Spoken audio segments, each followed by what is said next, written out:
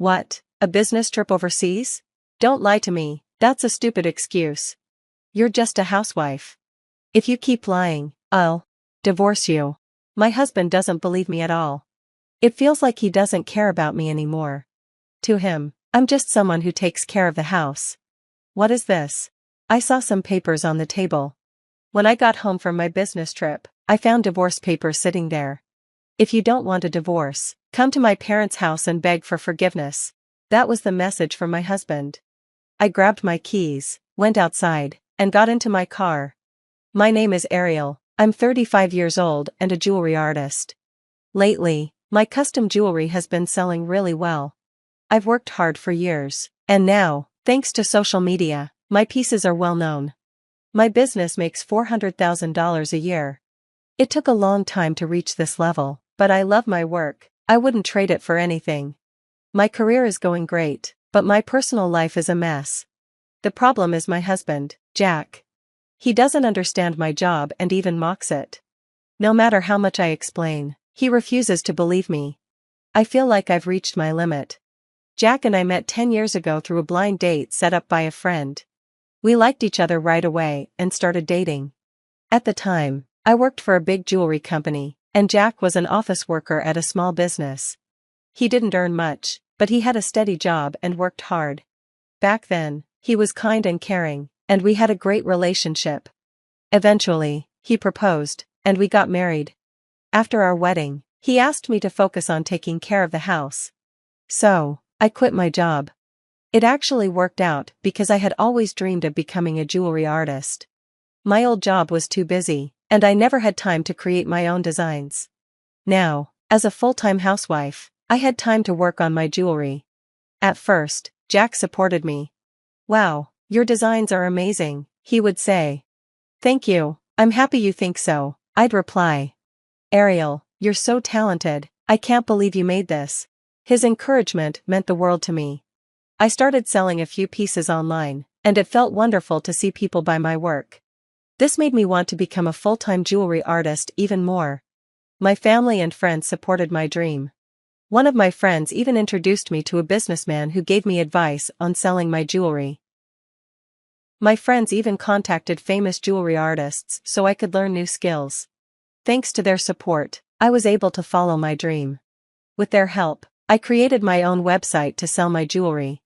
I also started posting on social media, and soon, I gained a lot of followers. Over the next few years, my business grew. Now, all I had to do was keep making jewelry and selling it. I worked hard every day. I designed new pieces, took pictures, and posted them online. People would see my work on social media and visit my store to buy them. I kept repeating this process, and my sales slowly increased. At first, I was making at least $4,000 a month. When I told my husband, he was shocked. "No way, are you really making that much?" "Yeah, I'm doing pretty well." "Wow, Ariel, that's crazy, I can't even imagine earning money like that as an office worker." He looked so surprised that I laughed. I thought his reaction was cute. I wanted to see more of those happy reactions, so I kept creating and selling my work. I now had hundreds of designs. Some of my jewelry was custom-made based on customer requests. Since I only made pieces after getting an order, I didn't have too much extra stock in my room. This meant I had enough space to keep working. As time passed, my business kept growing. But then, my husband started acting differently. He became distant. "Hey, Ariel, are you still doing this hobby?" "What? This is my job." "What do you mean? Just because you make some extra money, you call it a job?" "What? You don't have to say it like that. I take pride in every piece I make. No one cares about the pride of a housewife like you. Why are you being so rude? I take care of the house, I cook for you, clean, and make sure everything is fine." "Well, yeah, you're a stay-at-home wife. That's what you're supposed to do." "No, I'm a stay-at-home businesswoman." "Huh? What even is that?" "My work is not just a hobby. Please, it's just something for a bored housewife to do. You might as well take a class or something instead." That's how my husband started disrespecting my work. He didn't like the idea of me making money while staying at home, while he had to go to work every day. After that, he started complaining about everything I did. "You have time to make jewelry, But you should focus more on cooking. Who would even buy those things? What's the point of doing such an old-fashioned hobby? Honestly, do you even have any talent? My husband's harsh words stressed me out. To escape, I started locking myself in my room on weekends to work. He didn't like that, so he began going out on weekends instead. We had been married for 7 years, and things had been like this for a long time. I wished we could go back to being good partners like before, but his behavior kept pushing me away. Then, an opportunity came my way. A friend who lived overseas told me her company's president loved my jewelry. She wanted me to design exclusive pieces for their top customers. Since this was a big business deal, the payment was generous. I knew I had to accept. The company's president also wanted me to visit in person to understand their culture before designing the pieces. She even invited me on a short vacation to a Scandinavian town in Europe. I was thrilled. I never imagined I would get to travel abroad for work. But the trip would last 2 weeks. That meant I wouldn't be able to do any housework during that time. Even though my husband and I weren't talking much, I decided to tell him about my business trip. As expected, his reaction was cold. What, a business trip overseas? Don't tell me such a stupid lie. You're just a housewife. I'm not just a housewife, I'm also a businesswoman. My jewelry is selling, it's a real job. How many times do I have to tell you? Stop with your delusions. Just focus on housework. If you keep lying, I'll divorce you. Divorce? How can you say that? Because you're a useless liar. He didn't believe me at all. And don't even joke about leaving home for 2 weeks. Your job is to cook, clean, and prepare my bath. It was clear, he didn't care about me. He just wanted a housekeeper. If I listened to him, I would miss a huge opportunity. So, I ignored him and started packing. I was going on this business trip no matter what he said. After a long flight, I arrived in Europe. It was my first time here, and everything was beautiful. Even ordinary houses looked like works of art. Jewelry shops lined the streets. I touched and studied different pieces, analyzing their designs. My meeting with the company's president went well. I enjoyed delicious local food and bought souvenirs for my family and friends. Since the company was covering the costs, I didn't have to pay for anything. I had an amazing time. As I walked through the city, new jewelry ideas kept coming to me. I couldn't wait to go back home and start creating. The company president was kind, ambitious, and trustworthy. I finished my trip feeling grateful for the new opportunities. During this time, my husband sent me many messages. But I ignored them and focused on my work. I would deal with him when I got back. When I finally returned home, there was a surprise waiting for me. What is this? A few sheets of paper were on the table. Divorce papers. My husband was furious that I had been gone for so long. He wanted to end our marriage. I immediately called him. Where are you? What's with these divorce papers? He yelled back. I don't need a useless woman like you anymore. You're so obsessed with your stupid hobby that you ignored your real duties. You left for some ridiculous trip and skipped your chores. You've got to be kidding me. Who do you think you owe your comfortable life to? You should know better, Ariel. At that moment, my love for my husband completely vanished. How could he say something so cruel? Then, he added, if you don't want a divorce, come to my parents' house and beg on your knees. Maybe then I'll reconsider. That was it. I had enough. Without hesitation, I grabbed my car keys and left. Instead of begging him, I decided to file for divorce myself. I went straight to my parents' house and told them everything. With their help, I moved all my things out of our home. For now, I would live with my parents and focus on my work. Meanwhile, my husband kept texting me. Hurry up and apologize, stop being so stubborn. I ignored every message. A week passed, and then he started calling me nonstop. I finally answered. Ariel, what the hell is going on? Where's all your stuff? Obviously, I moved out. Are you serious? How long are you going to keep up this act? Act? What act? I'm done with this, Jack. You'll never understand my work. Still talking about your stupid hobby? You're delusional. Think whatever you want, it doesn't matter, we're going to be strangers soon. Oh, by the way, thanks for the divorce papers you left behind, I filed them with the court. What, you actually filed them? That was just a threat. I laughed. Jack, You're such an idiot. Even if it was a threat, you prepared the papers yourself. That means you were serious about divorcing me. He exploded. Whatever, fine, if that's what you want, I'll divorce you. You'll regret this, you can't make real money on your own. Without me, you'll live a miserable, poor life. Meanwhile, I'm going to enjoy my life, all by myself, spending my money however I want. I simply said, suit yourself. And I hung up. I told you, Jack, we're strangers now. I said that and hung up without hesitation. After that, I focused entirely on my work. Living with my parents made things easier. My mom handled most of the housework, so I had more time to create. Without distractions, my ideas kept flowing. Then, out of nowhere, Jack called again. What do you want now? Why is the rent so high? Excuse me? How did you even afford to live here with rent like this? I laughed. Took you long enough to notice, I was already making more than you. I paid half the rent, plus most of the groceries and other expenses. He went silent. Wait, you really made that much money? You never believed me, did you? You're hopeless. Well, enjoy living on your own. You'll understand real life once your money runs out. More silence, then, suddenly. Ariel, I'm sorry, please come back. Let's start over. I rolled my eyes. Are you serious? After everything you put me through? There's no chance. Don't call me again, you're a stranger to me. And if you show up at my parents' house, I'll report you. Please, Ariel, don't say that. He sounded desperate, like his whole world was falling apart. I ignored him, hung up, and blocked his number. Later, I found out what happened to him. When his parents learned the truth, they kicked him out. Then, unable to pay rent, he was evicted from our old place too.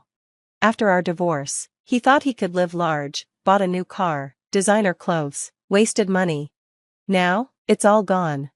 He lives in a tiny, run-down apartment, drowning in debt. Meanwhile, my life is thriving. I'm still working as a jewelry artist, and my business is booming. My overseas work has been a huge success, and I'm in talks for an exclusive contract. I'm grateful every day that I get to do what I love. To everyone who supports my work, thank you. And to my ex? Enjoy your new life, you earned it. Amy, I want to make our home expenses smaller starting next month. What? Again? The company is going through a tough time, even resorting to major layoffs. So, my salary will decrease again. At least I'm not getting fired. Well, that might be true, but please manage somehow. You are a full-time housewife after all. So, how much is it going to decrease this time? 500. That much? Yeah, so that's the situation. Thanks for understanding. I'm going to take a shower now. After stating his piece, my husband quickly stood up and headed for the bathroom. I am Amy Holmes, 33 years old. I've been married for a complete 5 years, having met my husband through a friend's introduction.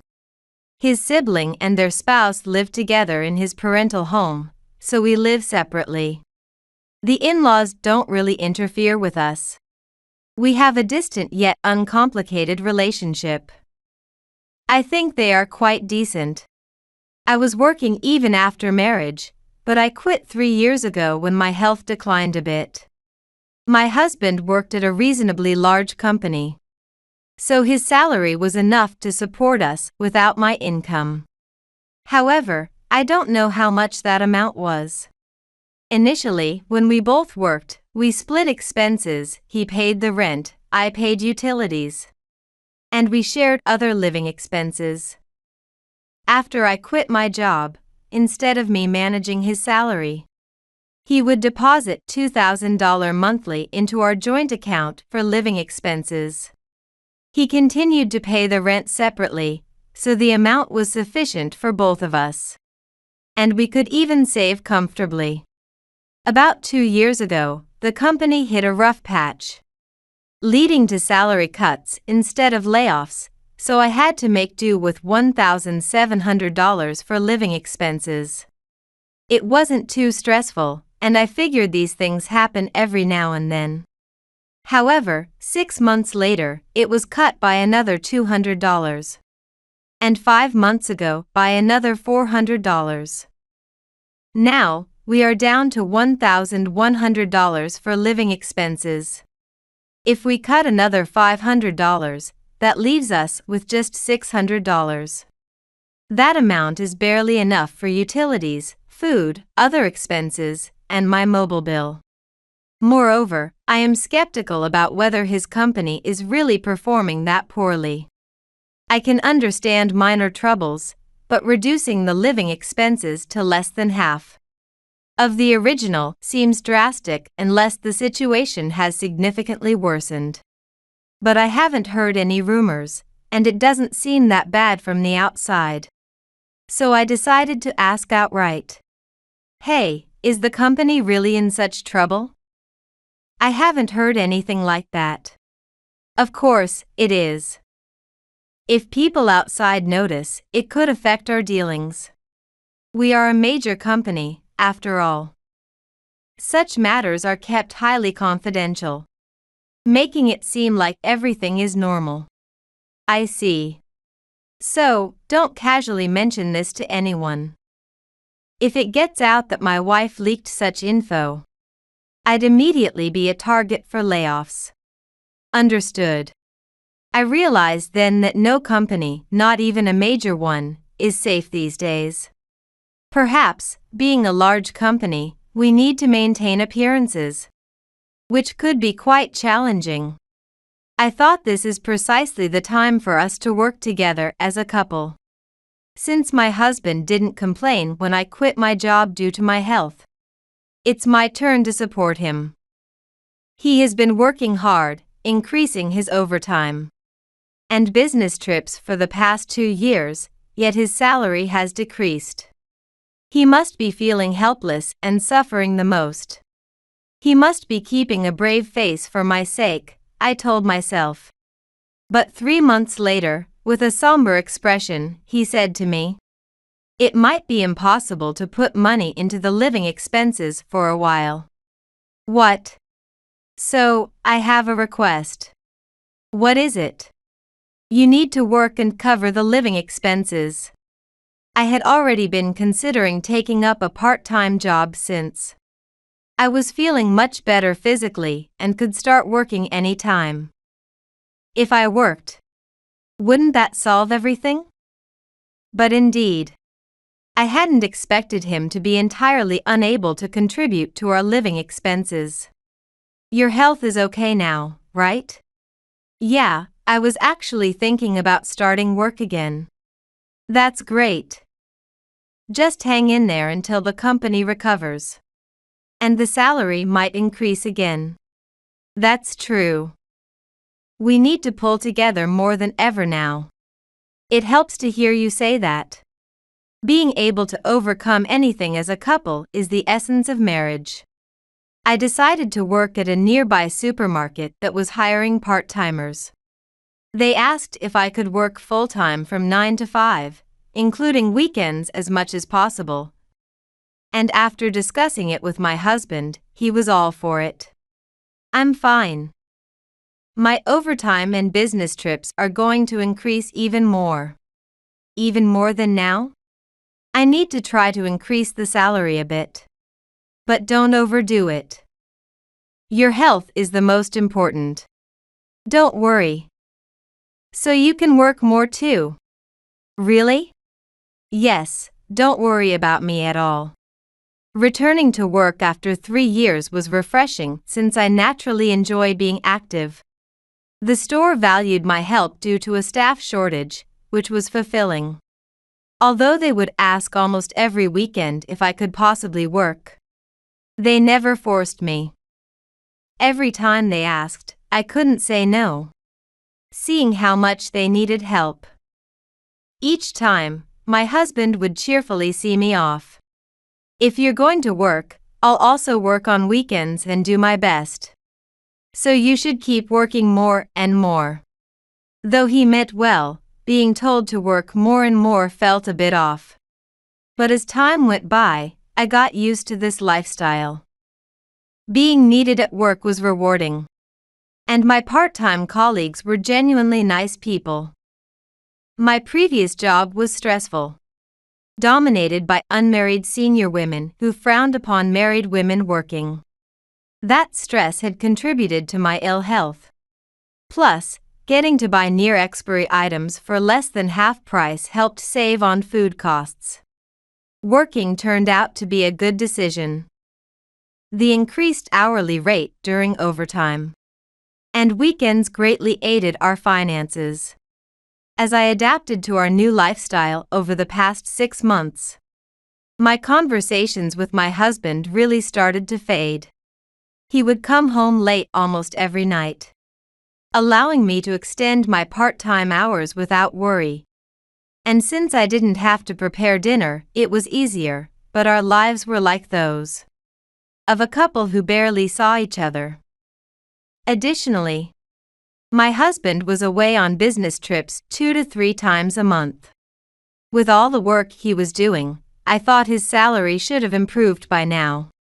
My husband had always been glued to his smartphone, but lately, he seemed even more attentive to it. Every time his phone rang, he appeared anxious. Is something wrong? What? Have you been particularly worried about your smartphone lately? It's a part of me. Plus, I'm in the middle of an important business deal right now. If this goes well, there's no doubt my salary will increase. So, I'm anxious about receiving a call from that client. I see. Sounds tough. It really is tough. You have it easy with your part-time job. Don't say it's easy. I'm also working hard for our household. Lately, my husband has been making me feel small about my job. He thinks that because I enjoyed being a stay-at-home wife, it's just natural for me to work and help out with money. Though there might be some truth to it, being disparaged face-to-face felt unjust. It would be nice to receive some appreciation occasionally. Nonetheless, I believed that if I kept at it and his company's situation improved, eventually everything would get better. However, a further incident occurred. We received a notice of failed utility bill payment. I rushed to update the passbook and found there was less than $10 left. It was supposed to be a dedicated account for bill payments, and I always made sure to keep at least $5,000 in it, anticipating any emergencies. At the end of last month, after receiving my paycheck, I added $500, ensuring a balance of $5,000. I never withdrew money from there. My husband kept the cash card.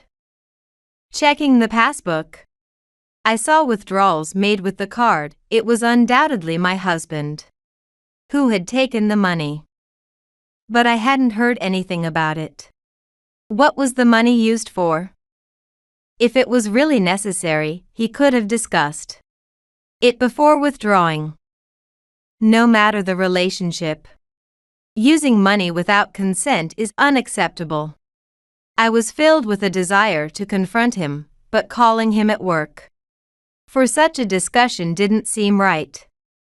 So, I decided to wait for him to come home at night.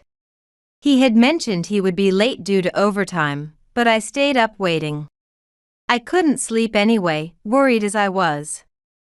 My husband arrived home just before 1 a.m., surprised to see me awake in the living room. Why are you up? I was waiting for you. Did you need something? I'm really tired. It's not that I need something. You know what this is about. No. Then what is this? I showed him the passbook with the withdrawals in front of him.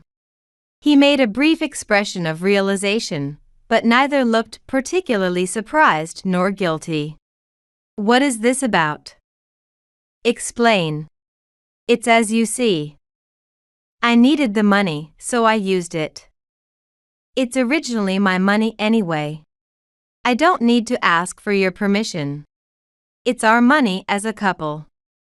Couldn't you have at least mentioned it before using it? I needed it for work. Men have various social obligations. Understand that. I couldn't understand at all. It seemed unlikely for a salaried employee like my husband to need to advance $5,000 for work expenses. It became urgently necessary. I'll get it reimbursed, so it's fine. After all, you lived off my money for nearly 3 years without working.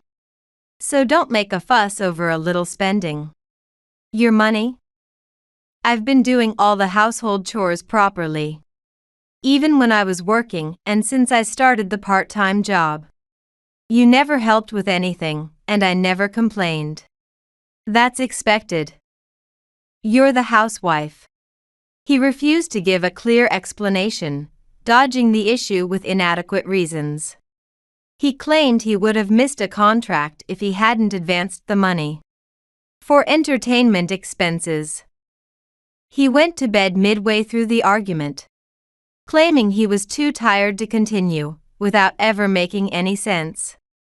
I couldn't believe he was telling the truth. This needed a more thorough discussion.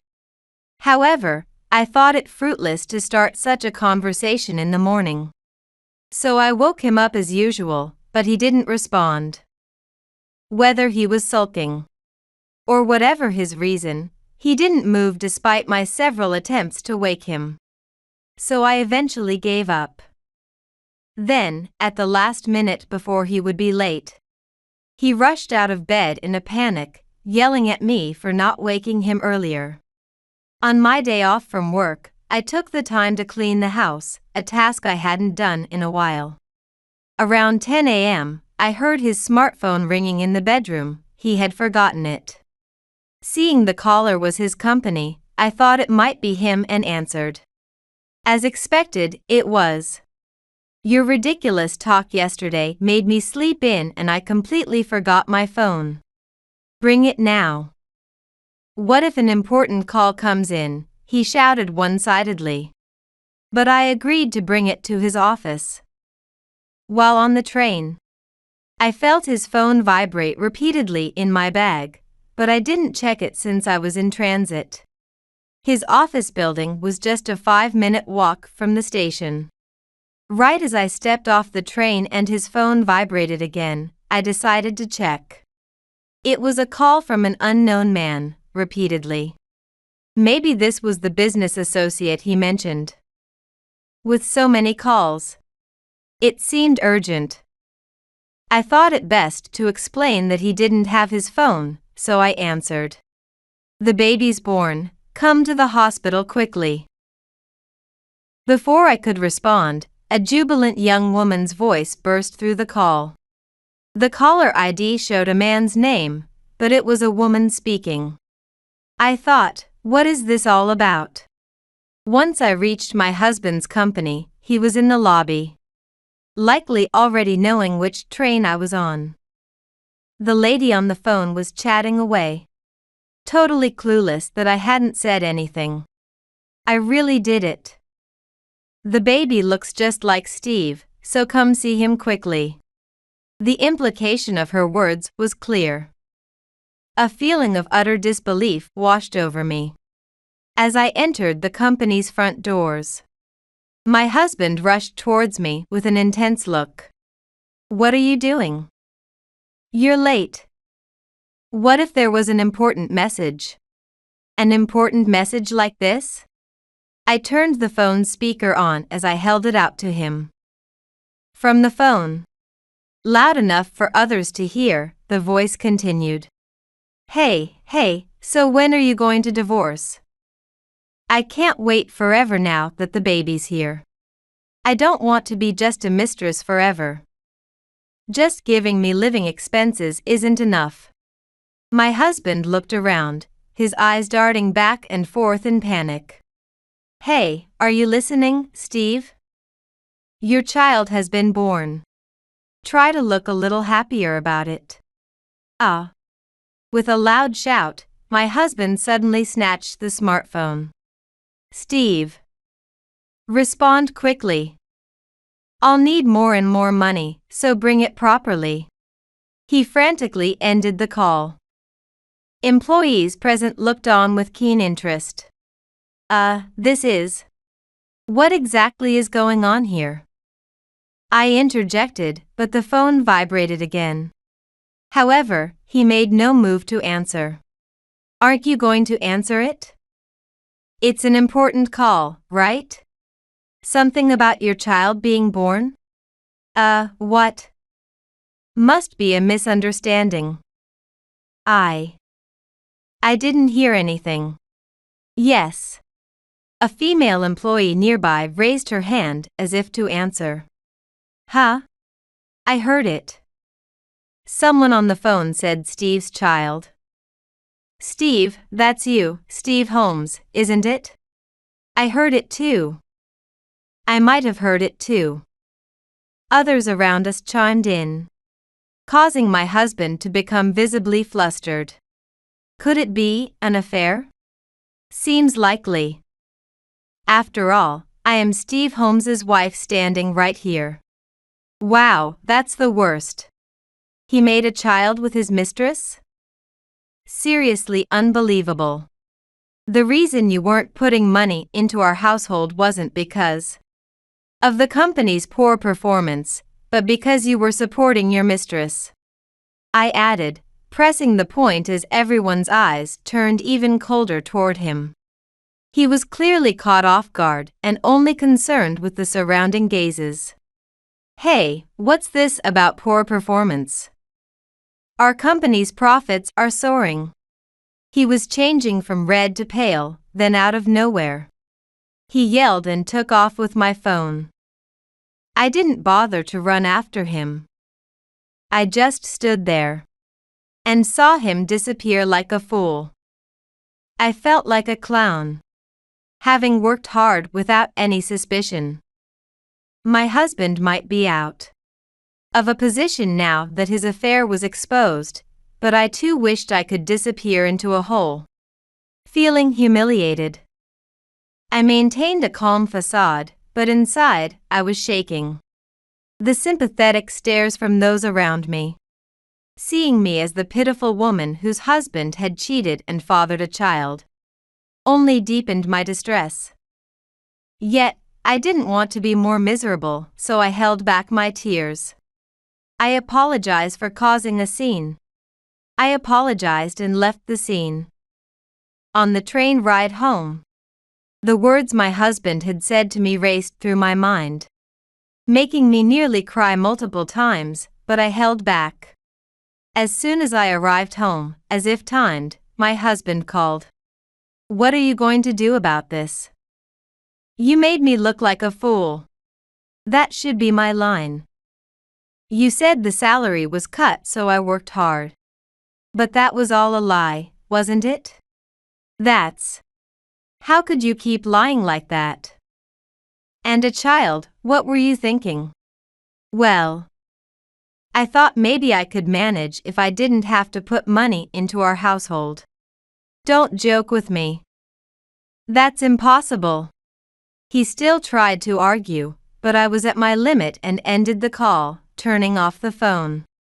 That evening, my husband didn't come home, and by the following day, I was feeling a bit more stable. I reached out to my in-laws to let them know what was going on and told them I wanted a divorce. Then I called my parents to come get me. It was embarrassing to even tell my parents that for 2 years, my husband had been cheating, supporting his mistress, and fathered a child. But they accepted me without a word. Parents are truly a blessing. With the help of my in-laws, the divorce proceedings went smoothly. The $5,000 was indeed given to his mistress for childbirth expenses. Naturally, I demanded compensation from both my husband and his mistress. And my in-laws ensured he paid it all at once. He had no savings since he had been squandering money on his mistress. So he seemed to have incurred debts. My in-laws said it was only fair considering the last 2 years, so the total compensation and property settlement came to nearly $100,000. My ex-husband was criticized by everyone at his company and found it too difficult to stay. So he resigned. Although he received about $25,000 in severance, it wasn't enough to cover his debts. He moved in with his mistress, but couldn't find a new job and barely managed with day labor. According to my in-laws, he was completely drained with all the debt hanging over him, a baby that wouldn't quit crying, and a furious girlfriend. He has reached out multiple times asking for help, but I refused to give any. They mentioned, apologetically informing me that they might take the child if absolutely necessary. Of course, I wouldn't object to that. It's not my place to interfere, and the child is innocent. Despite the circumstances of their birth, I hope they grow up healthy. Now, I live peacefully with my parents. I'm thinking of going to a hot spring with them for a change of scenery. There was also good news. The headquarters of the supermarket where I worked part-time appreciated my efforts and offered me a full-time position, which I gratefully accepted. I'm determined to keep working hard.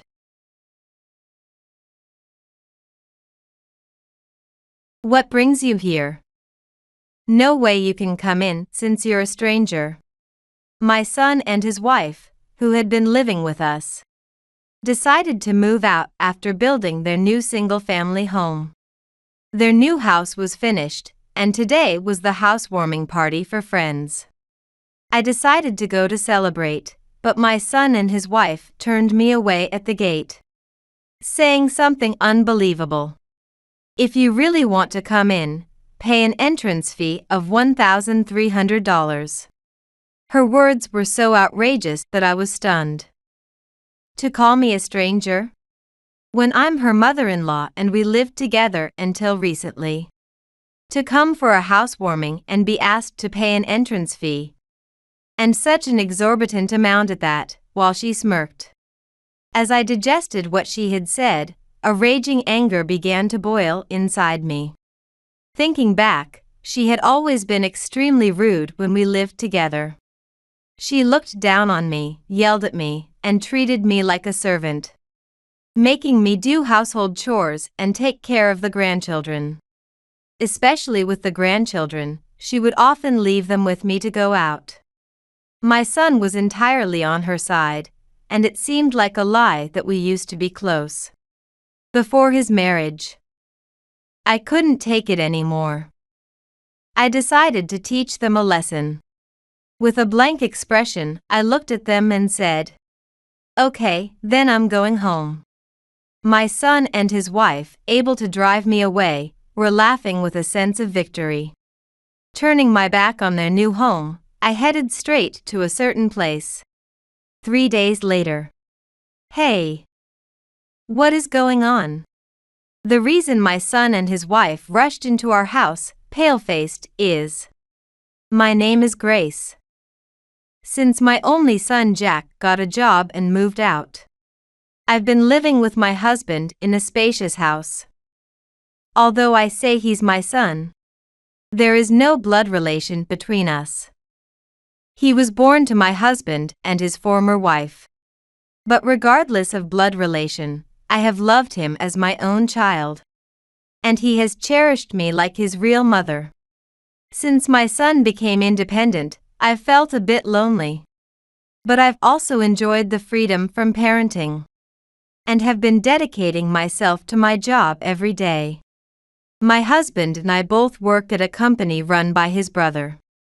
It's a small family-owned business, and both of us hold positions there.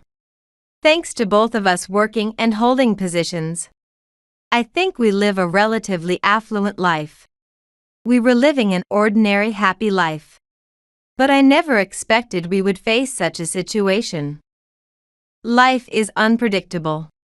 3 years after starting his job, My son married a woman who also works at the same company. She was a beautiful woman with a great figure, and anyone would say she is beautiful. When I saw them smiling at each other during the family meeting and the wedding, I felt very reassured. A while after their marriage, I received the news that my daughter-in-law was pregnant. Oh, congratulations. When is the baby due? Thanks. The due date is still quite far off. Is everything okay? You sound really down. Happy to hear the news of my first grandchild, I congratulated him. But his voice was somber. I asked him if there was a problem. And he started speaking in a feeble voice, actually. According to my son, his wife takes great pride in her appearance. Since becoming pregnant, she couldn't stand the sight of her belly growing and her figure becoming fuller, and she was becoming increasingly hysterical. Every night she would step on the scale, look in the mirror, and scream. My son would console her, saying, "It's proof that the baby is growing well. It's not that you've gained weight," but it seemed to have the opposite effect on her.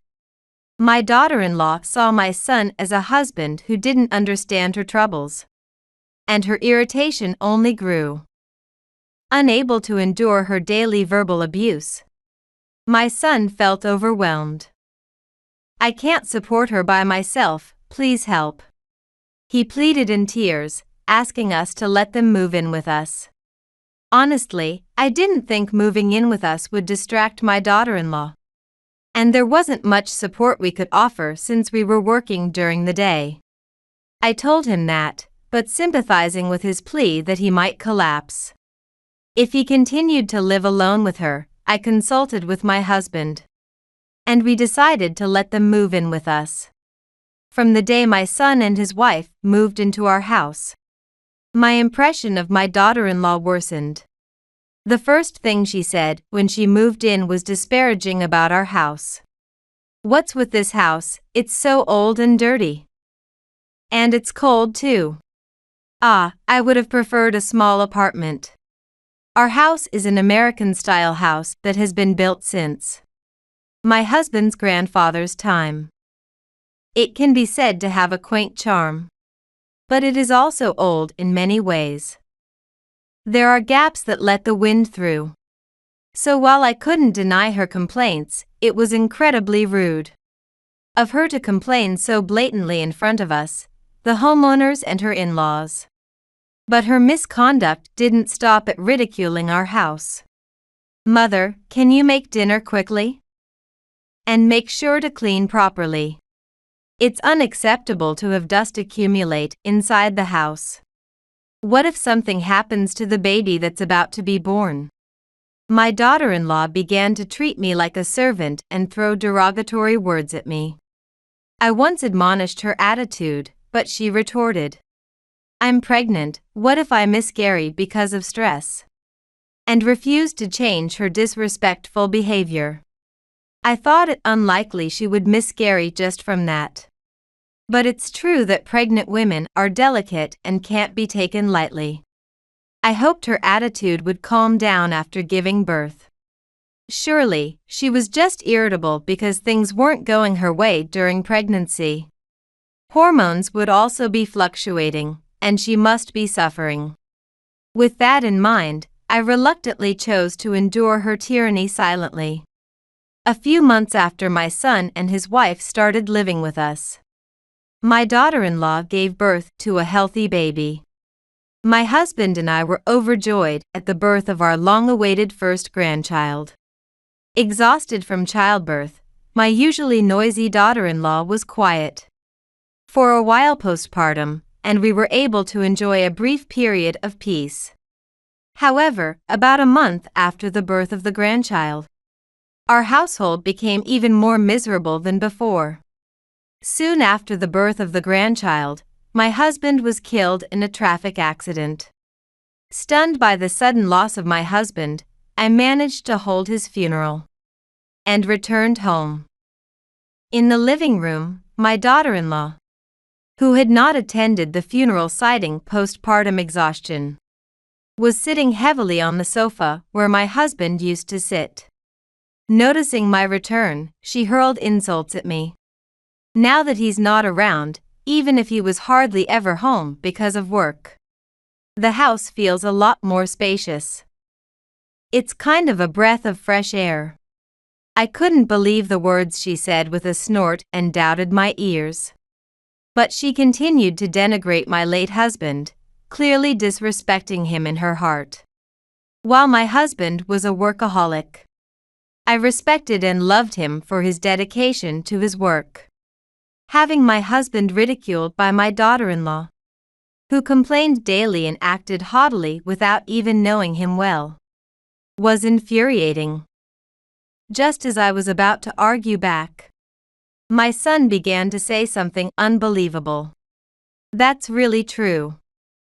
He was never home but always nagging, which was annoying. Joining in with his wife in mocking my husband. I had hoped he would reprimand her. But instead, he made the exact opposite remark. Stunned and at a loss for words, they said what they wanted and retreated to their bedroom. From that point on, my son's behavior flipped. He always just watched as his wife disrespected me and acted poorly, never calling her out on it. But after my husband's death, he began to agree completely with his wife and started to berate and command me. My son, who had never been rebellious since childhood and had a good relationship with me, his stepmother, suddenly started to act terribly. Could it be the influence of his wife? But apparently, I was the only one who felt that my son's attitude had suddenly changed. The reason his wife looked down on me, it seems, was that she had heard from my son that I was not his real mother. I know, you're not Jack's real mother, right? I heard he never really saw you as a mother. Besides, acting like a mother and bothering him all the time was annoying. And he said he had been putting up with it because of his father, but actually wanted to leave home. When she told me that, I felt as if the ground had collapsed beneath me. I couldn't believe my son thought of me that way. Smirking, she said, "That's why I have no reason to respect you either," and left. I stood there, stunned, watching her walk away. Moreover, the behavior of my son and his wife escalated, not only hurling insults at me but also dumping their child on me and going out to play. They completely ignored my circumstances and went out day and night, saying they were going out with friends, doing whatever they liked, shopping and drinking. Sometimes, they would even go on a 2-day trip just by themselves on weekends. What were they thinking, leaving their breastfeeding grandchild and going out to play? Every time they dumped the grandchild on me, I protested, but they wouldn't listen. On the contrary, they even said, "You should feel privileged to spend time with your adorable grandchild." The worst part was them dumping the crying grandchild on me at night. Hey! I was sleeping well, and you woke me up. Make him stop crying quickly. Having my sleep disturbed every night like this is unbearable. Make sure he's taken care of so he doesn't cry at night. It's natural for a baby to cry at night. No matter how well I take care of him during the day, a crying baby will cry. To demand that I fix that, and to dump the responsibility on me without trying to solve it themselves, shows they lack awareness as parents. Although I felt unjustified anger, if I refused to take care of my grandchild, he would probably be neglected. Unable to abandon my adorable grandchild, I had no choice but to take care of him as my son and his wife commanded. As time passed, years went by. My grandchild grew healthily and began to become less demanding, truly adorable. My son and his wife still dumped the grandchild on me, and continued their lifestyle of going out. One day, when such days had become the norm, my daughter-in-law suddenly started being unreasonable. "I've had enough. This old, shabby house is driving me crazy." Since the beginning of our cohabitation, she had complained about our house.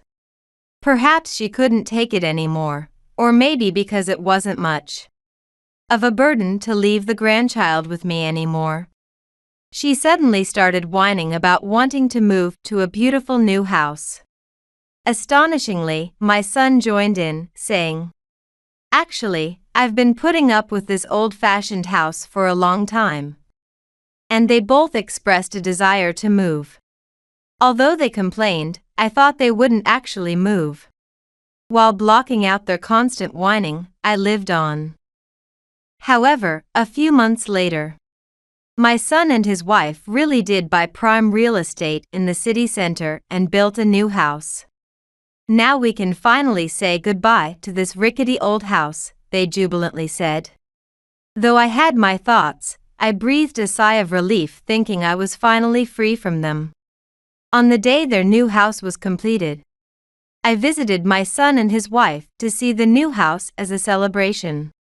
When I arrived, there were many people there, including my daughter-in-law's friends and her parents. Surrounded by many people, my son and his wife were proudly showing off their new house. They seemed busy, so after a quick tour of the house, I decided to leave. When I approached them, they visibly showed displeasure and rejected me. "What brings you here? No way you can come in since you're a stranger."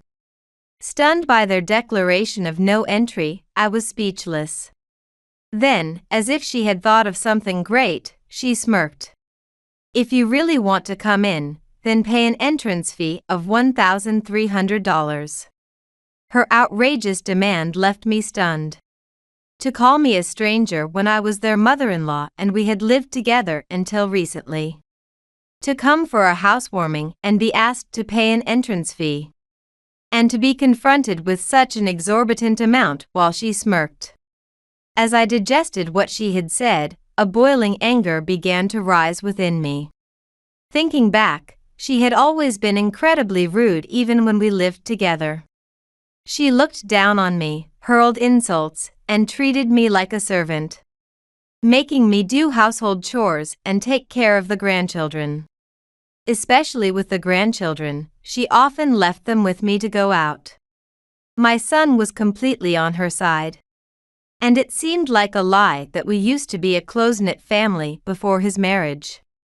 It might be unavoidable that he doesn't think of me as his mother. But I thought I had raised him with love as his real son. Yet, the moment my husband died, he stopped pretending and began to treat me superficially. Does he not feel any gratitude for how he was raised?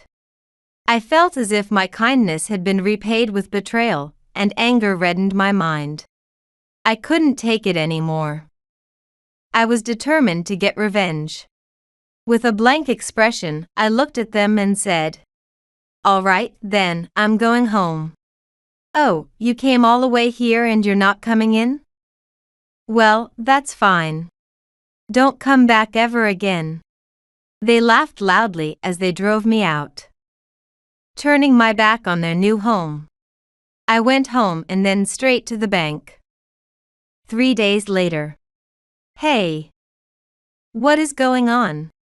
My son and his wife, with pale faces, rushed to our house. They stormed in as if they were about to kick down the front door. But I dealt with them outside the entrance without letting them into the house. "Please stop shouting like that. You're bothering the folks next door." "Shut up. The real issue here is why is our bank account is empty." I admonished them without trying to hide my annoyance. But my daughter-in-law snapped back as if my attitude didn't matter. The bank account was empty. Knowing exactly what was going on, I suppressed the urge to laugh and casually said, "Oh, the bank account? I transferred all the money to another bank account. From now on, you'll have to pay for your living expenses, mortgage, and even clothes and drinks by yourselves. What? Hearing my response, my son and his wife were speechless. In fact, since they started living with us, they had been using my bank account for all their expenses. Not only the living expenses and child-rearing costs, but also the money they lavishly spent on clothes and luxury brands, and even the down payment and land purchase for the newly built house had all been paid from my account. Looking back, I wish I hadn't spoiled them so much, but ever since I remarried my husband, I had always felt sympathetic towards my son. He lost his biological mother when he was young, and just after his own child was born, he lost his father. Although there was no blood connection, I wanted to support him as a mother. Indeed, I thought I had to. So, despite being insulted and treated terribly, I endured it and did what I could for him, thinking that was my way of expressing love. However, with this new house incident, I finally ran out of patience. If my son had become such a foolish person, then I was done. Perhaps my husband had anticipated such a day would come sooner or later. Before he passed, he said, "If something happens to me, cut ties with the son and his wife." When I first heard those words, having no bad feelings towards my son and his wife, I was surprised and asked why he would say that. Then my husband explained that he felt my son was foolish in every respect, and that the wife he chose was also a troublesome person. He spoke with specific episodes, but at the time, I couldn't believe they would act that way and doubted my husband's intuition. However, the strong tone he used, unusually firm for him, was memorable. And ever since he died, those words had lingered in the back of my mind. Every time my son and his wife treated me horribly, I would pray and consult with my husband's portrait. And this time too, after declaring, "I think it's time to let go of my son," I headed to the bank. Perhaps being cut off from the bank account they had freely used until now was too much for them, as my son and his wife stood there, ashen-faced. "Is that all you wanted to talk about? If so, please leave now." "Wait, please." As I tried to enter the house, my son tried to stop me by grabbing the door. I knocked his hand away and faced them. "Sorry, but this house is off limits to strangers. I might consider it if you pay an entrance fee of $1,300. "What?" Using the same words his wife had said to me against them, they were stunned. They seemed indignant, but eventually they left without a word. I thought I was finally free from trouble, but it wasn't that simple. The next day, my son and his wife came to visit our house again. "Mom, good morning. Sorry about yesterday, it seems we both got a bit flustered. Are you angry?" "Oh. You seem tired, Mother. Shall I give you a shoulder massage?" Their tone had completely changed from yesterday, trying to gauge my mood. His wife, who had never called me mother-in-law before, was now using that term while making coquettish gestures, clearly trying to ingratiate themselves with me. Instead of properly apologizing for their past actions, they superficially tried to ingratiate themselves to improve their situation, which was nothing short of shallow.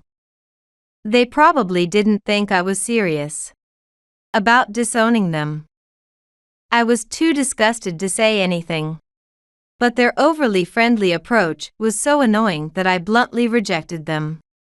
"No matter how much you try to butter me up now, I won't give you a penny anymore. Please leave."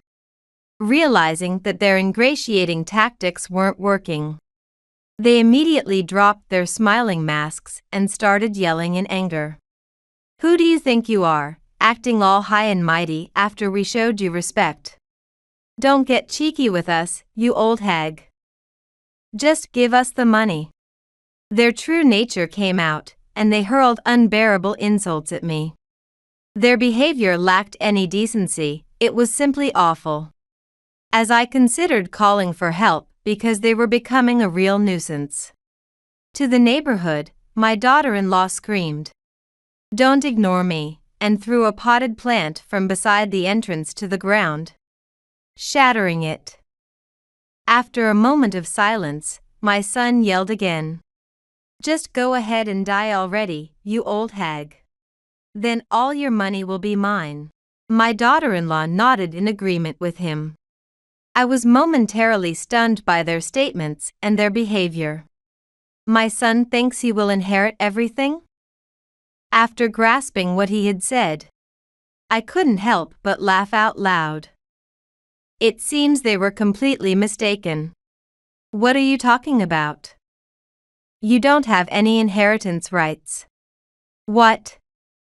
Don't make stuff up.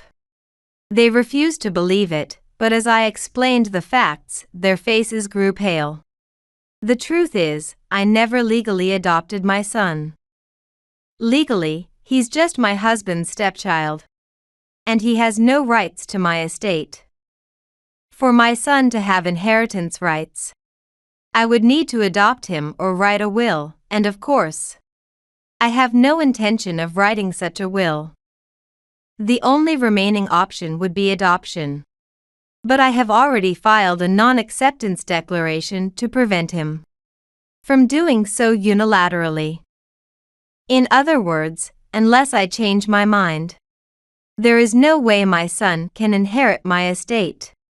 So, even if I die, I will not give you any money. Now, if you understand, please leave quickly. Boo but. Completely relying on inheriting my estate, the fact they learned was obviously a shock. And they were speechless and dumbfounded. Despite my urging them to leave, my son and his wife wouldn't move. Exasperated, I picked up my smartphone and made a call. "Hello, is this the police?"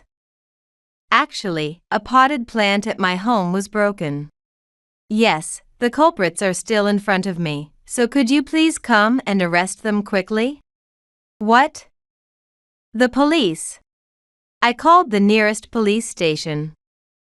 I had reported the destruction of the potted plant by my daughter-in-law as property damage. Realizing they were reported to the police, they trembled and fled from my home before the police arrived. Watching them hastily flee, I finally felt that the problems that had plagued me for years were resolved, and I sighed with great relief. Later, although the potted plant was broken, I decided not to press charges as I had no injuries, and I just wanted to drive my son and his wife away from my home, considering the potted plant was not that expensive. I decided it was better to let things go without making a big fuss or risking retaliation. Sometime later, I heard through the grapevine that my son and his wife continued their extravagant lifestyle, which nearly ruined them. Thinking there was still money in my son's account, my daughter-in-law didn't stop her spending and used her credit cards. She miscalculated badly. There wasn't much savings in my son's account. As a result, my son couldn't keep up with the mortgage for their new home and his wife's spending, and he started to accumulate debts. The debts became so overwhelming that, in desperation, my son even embezzled money from his company. He was quickly caught and dismissed from his job. Drowning in debt and now unemployed, my daughter-in-law demanded a divorce, implying she had no use for him anymore. However, my son refused to agree to the divorce, and their argument eventually led to a lawsuit. Astonishingly, during the legal battle, it was revealed that the grandchild was not my son's child. In other words, my daughter-in-law cheated on my son. This added financial problems to the situation, making their divorce even more of a fight. They're still tangled up in a nasty legal dispute, always hurling insults at each other. As for me, I've been freed from the troublesome issues with my son's family that had been a headache for years, and I've been able to devote myself more to my work. As a result, our company's sales have multiplied, and both the staff and my own reputation have improved. There's no further promotion or salary increase, but I wasn't particularly interested in that anyway. Instead, I want to work harder for the employees who look up to me. Now alone in the spacious house that my late husband and I shared, I continue to live here. Every day, I talk to my husband at the portrait and spend my days peacefully.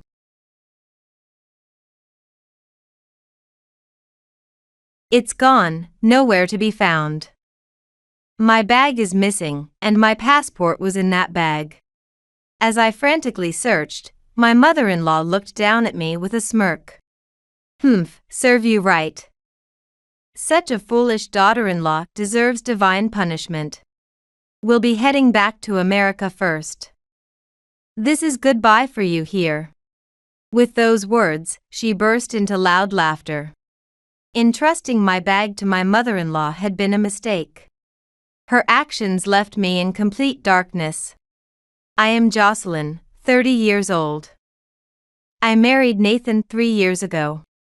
And although we don't have children yet, we have been living happily in a town close to his parents' home. Even after marriage, I continued to work, dedicating all my energy to both my job and household chores.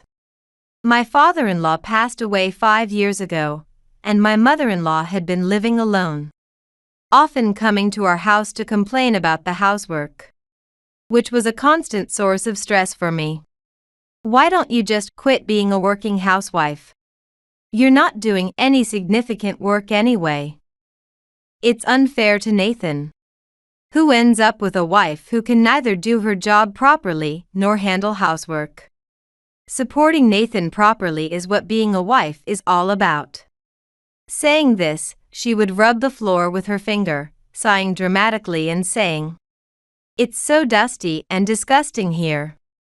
As my mother-in-law says, I am not good at housework, I admit that. But being accused of not cleaning when I tidy up every morning before work and carefully prepare meals for the health of both of us felt unjust. Despite my efforts, my mother-in-law freely criticizes and belittles me, using these moments as her stress relief. Honestly, each day was a struggle. Suddenly, my mother-in-law wanted to go on a family trip with me and Nathan, including Nathan's sister and her husband. Nathan's sister has a very gentle nature like him, and since they get along well enough to visit each other's homes occasionally, there were no issues there. However, the idea of traveling with my mother-in-law made me uneasy. I frequently discussed my mother-in-law's snide remarks with Nathan, and shared my anxiety about the trip too. Nathan optimistically said, "Mom wants to go together, maybe she wants to create some fun memories with you. It's a good opportunity for you to drop your discomfort with her and build a more open relationship." Right. It's my first trip with your mom, so let's make the most of it and create good memories that might break down some barriers. Encouraged by Nathan's kind smile, I decided to enjoy the trip. Since my mother-in-law was deciding all the destinations and sightseeing plans, all we had to do was align our schedules. I wonder where Mom decided to go. I hope it doesn't end up being too expensive. Then, Nathan casually mentioned, "Oh, by the way, she sent an email saying it's going to be the Bahamas." At Nathan's words, I sighed. My fears had been realized. My mother-in-law had chosen an expensive overseas destination without considering our financial situation. Well, it can't be helped. It's a filial duty since Mom chose it. Let's just let her have her way this time. Understanding Nathan's feelings, I somehow managed to arrange the travel expenses from our savings. Nathan, his sister and her husband, and I were able to take vacation time to match the trip schedule, and finally, the day of departure arrived. We landed safely in the Bahamas, and the time passed quickly as we enjoyed the magnificent nature and delicious food. Soon, it was time to return home. It was a really great trip. I got so tanned. My mother-in-law was still full of energy and excitement at the airport. Indeed, it had been a truly wonderful experience and I had fun. But there was one thing that lingered on my mind. What's wrong? You look down. Are you sad to leave the Bahamas? Asking this, Nathan peered into my face. No, it's nothing big, but I just suddenly felt that I didn't get as close to your mom as I had hoped. We never got to spend any time with just the two of us during the trip. And we barely had any conversation either. Nathan placed his hand on my shoulder and said, "You're worrying too much. We all had fun together, that's what counts." And smiled warmly. Reassured by Nathan's words, I regained my spirits and followed the others. It's quite crowded, isn't it? Maybe I should use the restroom while I can. As my mother-in-law said this, "Here, Jocelyn, hold my luggage for a moment. Everyone, leave your bags with her, and let's go together." She quickly handed me her heavy luggage and rushed off. I needed to use the restroom too. Seeing my situation, Nathan's sister apologized. "Sorry, Jocelyn. I'll take over later, so just wait for me." Shortly after everyone left, my mother-in-law returned alone. "Oh, you're back quite early, aren't you?" When I was surprised and said, she replied, "It was empty. By the way, where did you put my luggage?" While she looked around, I pointed to her feet and said, "Oh, it's right there." "What? Why is my expensive bag on the floor?" "I handed it to you because I didn't want it on the floor." "How could you do such a terrible thing?" she said, picking up her luggage and holding it carefully. But it was very heavy and I was holding everyone's bags. She cut me off. "Enough, you really are thoughtless. Why don't you go use the restroom too? I am considerate, so I will watch the bags. Just put it down on the floor." With her haughty attitude, I replied, "Thank you very much. I'll go then." I placed my bag on the floor and headed to the restroom, but there was a long line. As I passed by Nathan's sister coming out, she looked worried and asked, "Jocelyn, what about the luggage?" "I left it with Mom because she said she'd watch it. But it's really crowded here. Looks like it's going to take a while," I replied. My mother-in-law had said it was empty. But maybe I just had bad timing as I joined the queue and waited my turn. When I finally came out of the restroom, Nathan's sister was waiting for me. Seemed like I might get lost, so I thought we'd go back together. I'm honestly bad with directions, so it was a relief that Nathan's sister was waiting. When we returned to where everyone was, my mother-in-law was standing alone. And the men were nowhere to be seen, perhaps they had taken a detour. "Thank you for watching the bags, Mom," I said as I looked around where I had left my bag, but that's strange. My bag was nowhere to be found. I was sure I had placed it around here. I checked all the luggage, but only my bag was missing. My bag is missing. "You were here the whole time, right, Mom?" I asked my mother-in-law in a panic, to which she responded, "Huh? Your bag? I don't know anything about it. Maybe it wasn't here from the start?" I was stunned. No way, I put it here right in front of you, Mom. My mother-in-law snorted and said, I'm telling you I didn't see it. Don't blame me. She instructed me to put it there, and I definitely did. What should I do? The passports are in that bag. As I became panicked, my mother-in-law smirked and said, That's what happens when you treat my luggage so carelessly. This is divine punishment telling you not to come back to America. I don't have time to deal with you, so you'll have to figure it out yourself. We'll be going ahead, so this is goodbye. She laughed uproariously. Despite my anger filling up due to my mother-in-law's cold words. The problem wasn't mine alone. My bag had everyone's passports in it. Without it, none of us can go back to America. My mother-in-law's face froze upon hearing this. What? Why would someone like you have everyone's passports? My mother-in-law grabbed my arm and raised her voice. Nathan's sister, who had been anxiously listening to our exchange, explained to my mother-in-law. Everyone had a lot of luggage, so my brother was worried about losing the passports. And took care of all of them. You were too excited and forgot about it, Mom.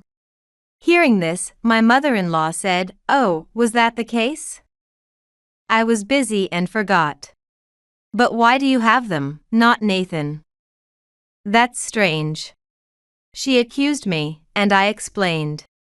Nathan had too much luggage to carry, so I've been keeping them since we left the hotel.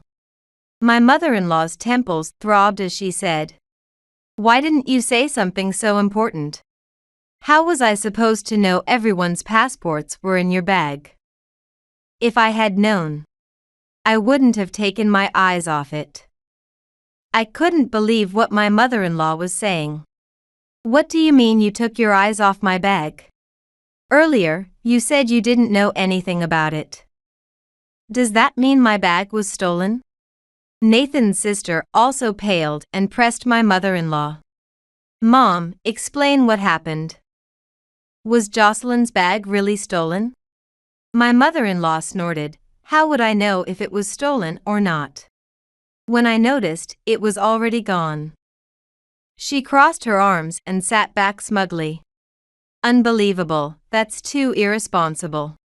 As Nathan and the others returned, seeing our distressed faces, they rushed over worriedly. What's wrong? Was there some trouble? After I explained everything, Nathan looked at my mother-in-law and sighed. This is urgent. We need to search for the bag immediately. Nathan and I exchanged nods. I definitely placed it here because Mom told me to. You remember that, don't you, Mom? I pointed to the corner where all the luggage had been. It took us about 15 minutes to return from the restroom. So it must have been taken during that time. Where were you standing, Mom? My mother-in-law, with her arms crossed, said, I was right here the whole time. Stuck right to the luggage. Even I wouldn't wander away from everyone's important items. But your bag was off to the side, so it wasn't in my line of sight. I'm only human. I can't be perfect, she said, turning away. All right, let's file a theft report and check the security cameras. The perpetrator might still be nearby. The sooner the better. As Nathan started walking towards the airport staff, my mother-in-law grabbed his arm. Wait. Filing a theft report is so serious. Instead, it would be quicker and more practical to get the passports reissued. Nathan shook off her hand. Either way, we need a police report for the theft. If the passports are misused, it could lead to terrible consequences. Then we can proceed with the reissuing at the embassy. But if we act now, we might be able to get them back. First, we need to check the security cameras to see who took them. Nathan said this and his sister added, Right, Nathan is correct. We should act quickly.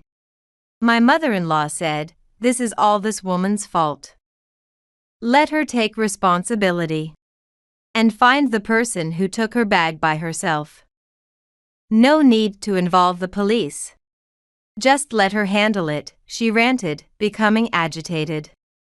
Then Nathan's sister said, isn't that a bit much? I feel sick hearing you call my sister-in-law this woman.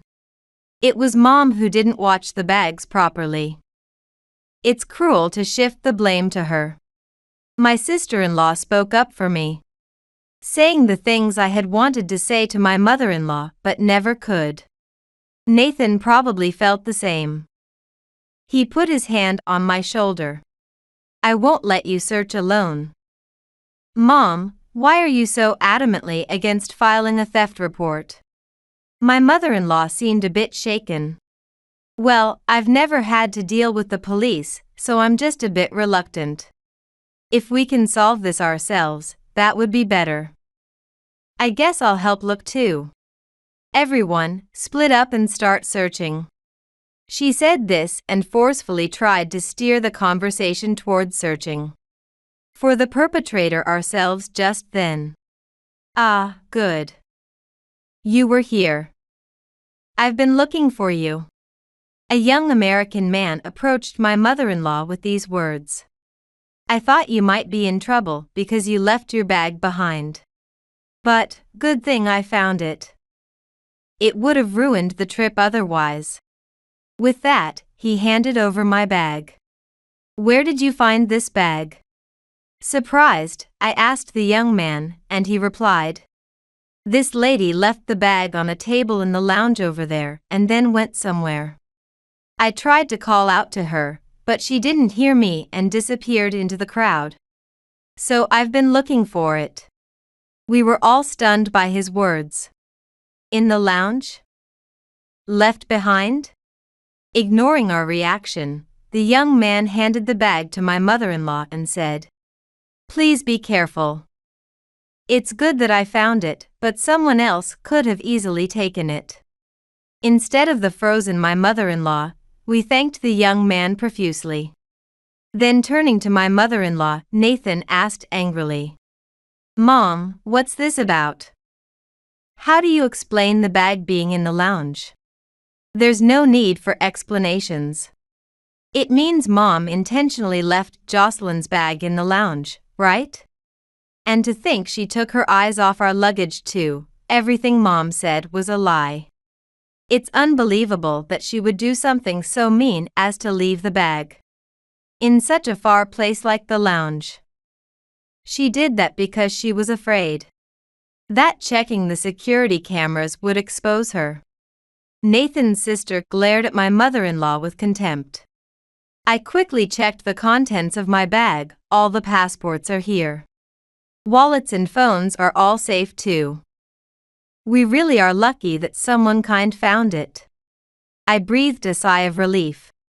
But my feelings toward my mother-in-law were on the verge of exploding. How could you do something like this, Mom? I confronted my mother-in-law, and without any shame, she retorted. Because this woman threw my precious brand name bag on the ground. That's why I was upset. I am not in the wrong here. Who would think that a scruffy bag like hers had everyone's passports?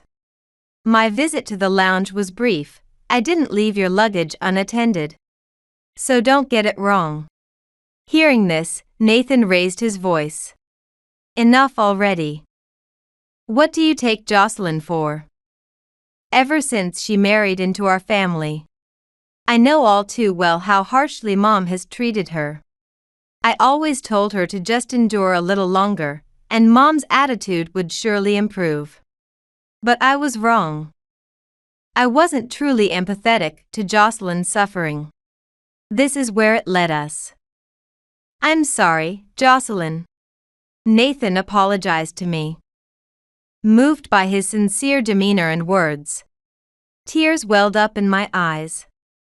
Then Nathan, as if making a resolve, faced his mother and declared, Mom, you intentionally took someone else's property. You might not be aware, But that act constitutes embezzlement of mislaid property, akin to theft. If we check the security cameras, your guilt will surely be proven. My mother-in-law was astonished to hear this. Wait, Nathan, are you planning to turn me in to the police? You wouldn't do something so foolish, right? After all, we're family. This woman, no. Jocelyn is my daughter-in-law, even if by marriage. A mother taking her daughter's bag isn't a crime. Right, Jocelyn. You wouldn't charge me, would you? I looked at Nathan, who, with an expression I had never seen before, spoke. Mom, it's completely inappropriate for you to speak to Jocelyn like that. First, you should be apologizing to her. Without even admitting your own fault. You try to escape the situation by invoking family ties. As a son, I am truly embarrassed. Looking directly into his mother's eyes, he said, We will not report this to the police. However, we are severing ties as a family. Please do not show your face to me and Jocelyn ever again. We will be returning on a different flight, so this is goodbye. And he took my hand. Wait, just wait a minute. You can't just say something like that all of a sudden. I refuse. I won't accept cutting ties with my family. Please reconsider. I apologize, I'm sorry, so please forgive me, Nathan. My mother-in-law clung to Nathan's leg, trying desperately to hold him back. But Mom, stop it. It's disgraceful, Nathan's sister pulled her away. Nathan's sister and her husband forcibly took the sobbing my mother-in-law away, leaving me and Nathan alone. Nathan, are you sure? To cut ties with your mom like this? I asked, worried, and Nathan replied, This is for the best. Jocelyn is the most important person in the world to me. I'm sorry for not being able to protect you until now, he said with a sad smile. And embraced me. We managed to catch another flight home. And our life returned to normal. However, a significant change from before was that my mother-in-law would no longer be a part of our lives going forward. Nathan's sister also decided to distance herself from their mother. We moved far away from the town where Nathan's family lived, completely cutting off contact with my mother-in-law. Likely, Nathan's sister grew tired of her too, leaving my mother-in-law to live alone in loneliness. And about 6 months after that trip to the Bahamas, I discovered a new life growing inside me. But my mother-in-law would never know about it or meet this child. In this peaceful town without her, we were set to walk towards the future. My only wish was for me, Nathan, and our unborn child to live happily ever after. I'm the youngest of 5, and the age gap between me and my next sibling is a significant 9 years. Growing up, I often felt overlooked. My siblings each had their own challenges. And I suppose my parents figured that since I wasn't facing health issues or mental health struggles like them, I didn't require their attention. I don't mean to sound like a victim, but it's the reality of my situation. The others were frequently in and out of hospitals, undergoing treatments, and so forth. Meanwhile, I was just there. They refer to it as being a glass child, you're visible, yet seemingly unseen. For the most part, I was content with this. I spent considerable time alone, engrossed in video games, books, and my own company. I became adept at self-entertainment because no one else was there to do it. It wasn't that I was expected to care for my siblings. Others have shared stories of sacrificing their childhoods to look after their siblings, but that wasn't my experience. My parents managed everything, so credit is due there. However, because I wasn't creating issues or constantly in crisis mode like my siblings. I kind of faded into the background. I didn't require assistance, so I didn't receive it. I don't believe my parents intentionally did this, it's just that when you have 4 children with health concerns, the healthy one tends to be an afterthought. They were perpetually occupied with hospital visits, doctor's appointments, and school meetings for the others, so I became the child who didn't cause trouble and, consequently, didn't get noticed. I was invisible, not in a dramatic, cinematic way, but in a practical, we've got our hands full manner. When I was around 10, I befriended 2 individuals, Alex and Sam, who were in a similar situation. Their family lives weren't ideal either, and we found solace in each other's company. We understood what it was like to feel neglected or marginalized, and that shared understanding bonded us. They became more like family to me than my actual family. We were close throughout high school and remained so even after graduation. We attended college together, graduated together, and then relocated to a new state together. It was as though we had forged our own little family from the fragments that our real families couldn't provide. After I left home, my parents and I didn't communicate frequently, which wasn't surprising considering how seldom we spoke while I still lived there. My mother would occasionally message me, mostly small talk like "how's work?" or "what are your plans?" Our interactions were quite superficial, but it was an improvement from my teenage years when we barely communicated. I didn't expect much from them, nor did I ask for much. A phone call from my mother last year underscored how estranged I felt from my parents. It was a few days before Christmas, and she called unexpectedly. We never called each other, so I knew something was amiss.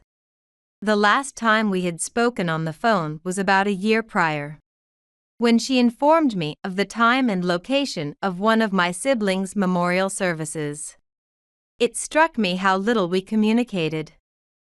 So, she calls and inquires what time I'll be arriving for Christmas.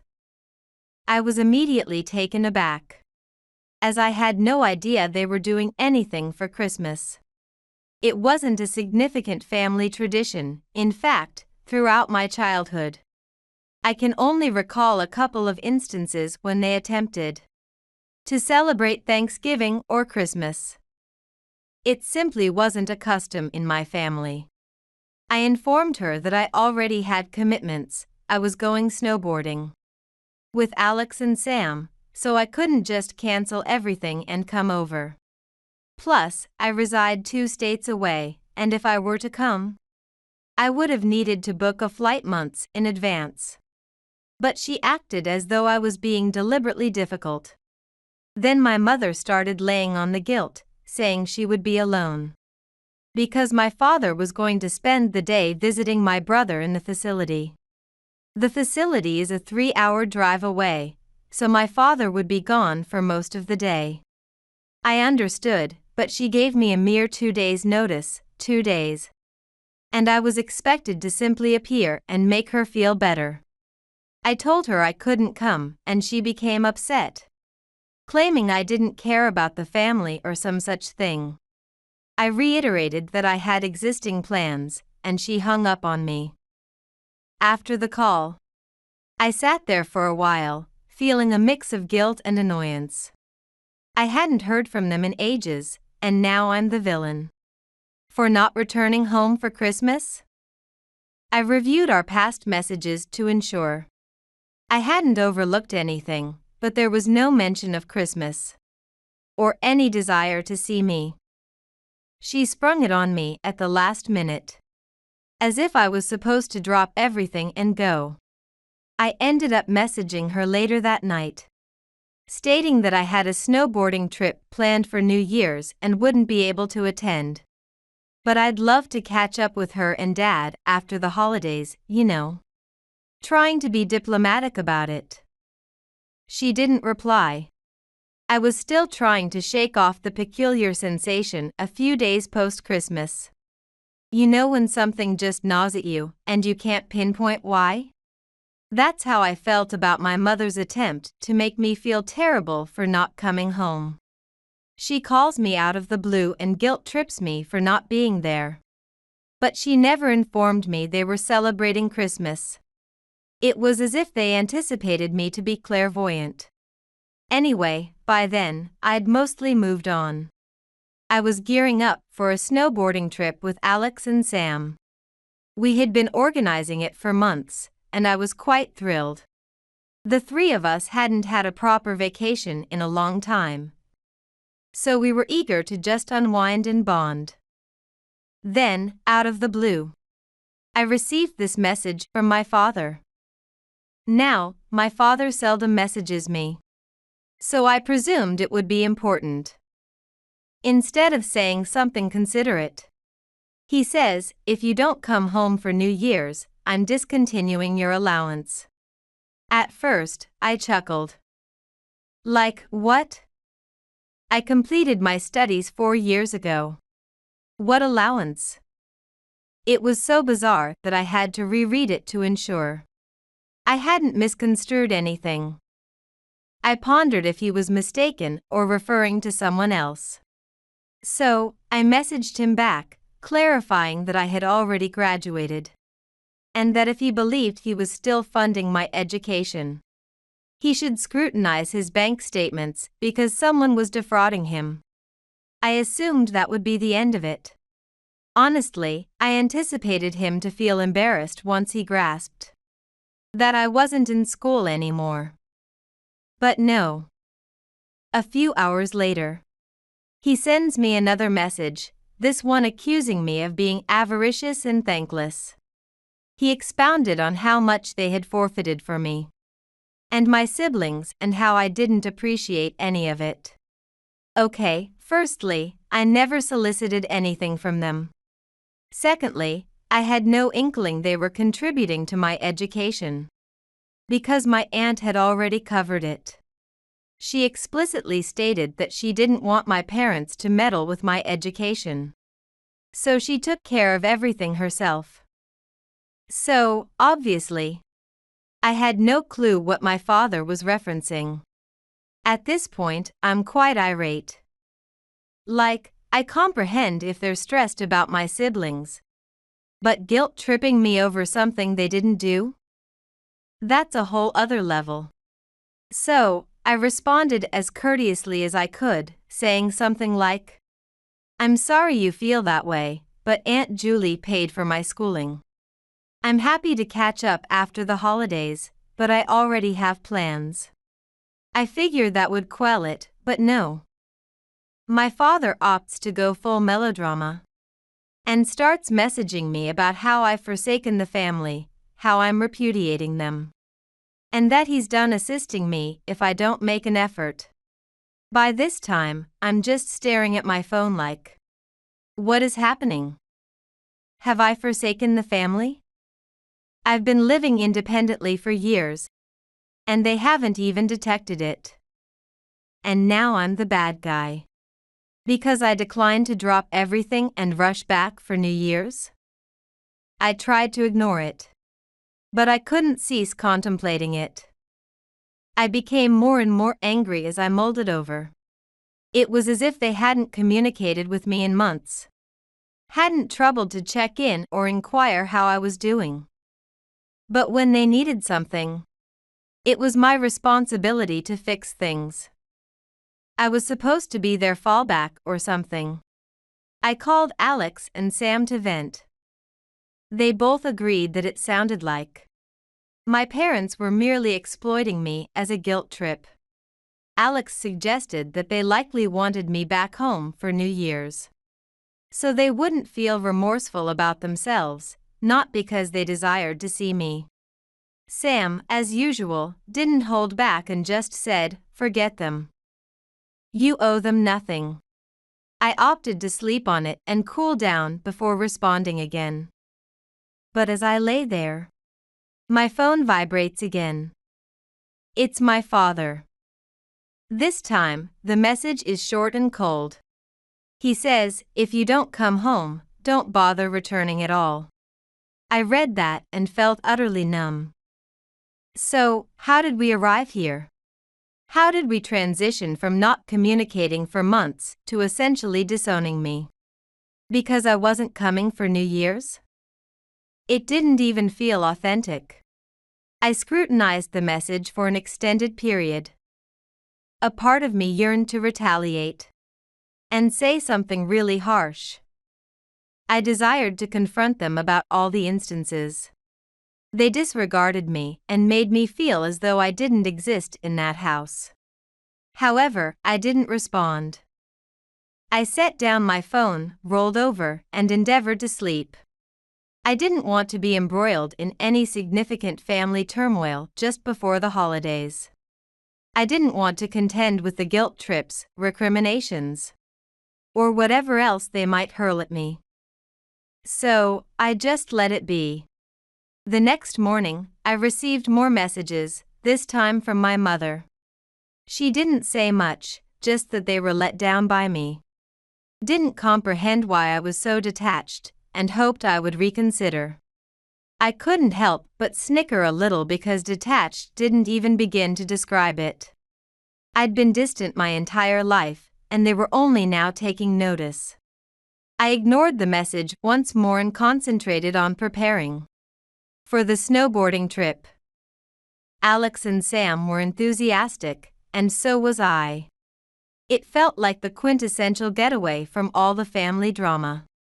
We departed the next day, and for the first time in a long while, I forgot about my parents. I didn't feel guilty, I didn't feel apologetic. I simply felt unburdened. Of course, things couldn't remain tranquil indefinitely. Just when I believed I'd moved on, I received another message from my mother. This time in the midst of the trip. She wasn't relenting. She stated that if I didn't return home soon, they would have to start making decisions about the future without me. Determinations that I wouldn't appreciate. That's when something clicked. They were devising something more substantial than New Year's. Perhaps it pertained to one of my siblings or something about the house. I had no inkling what was going on. But it soon became apparent why they were pushing so hard. They wanted me back for more than just the holidays. That realization felt like a blow to the gut. All this time, I presumed they were just being clingy or lonesome, but this was never about me. Not genuinely. It was about what they could extract from me. I was done. So, after that whole fiasco with my parents attempting to guilt-trip me, I figured things would subside. I ignored their messages, went on the snowboarding excursion, and tried to remind myself that I had my own life and aspirations, and I wasn't going to let them pull me back into their realm of guilt and anticipations.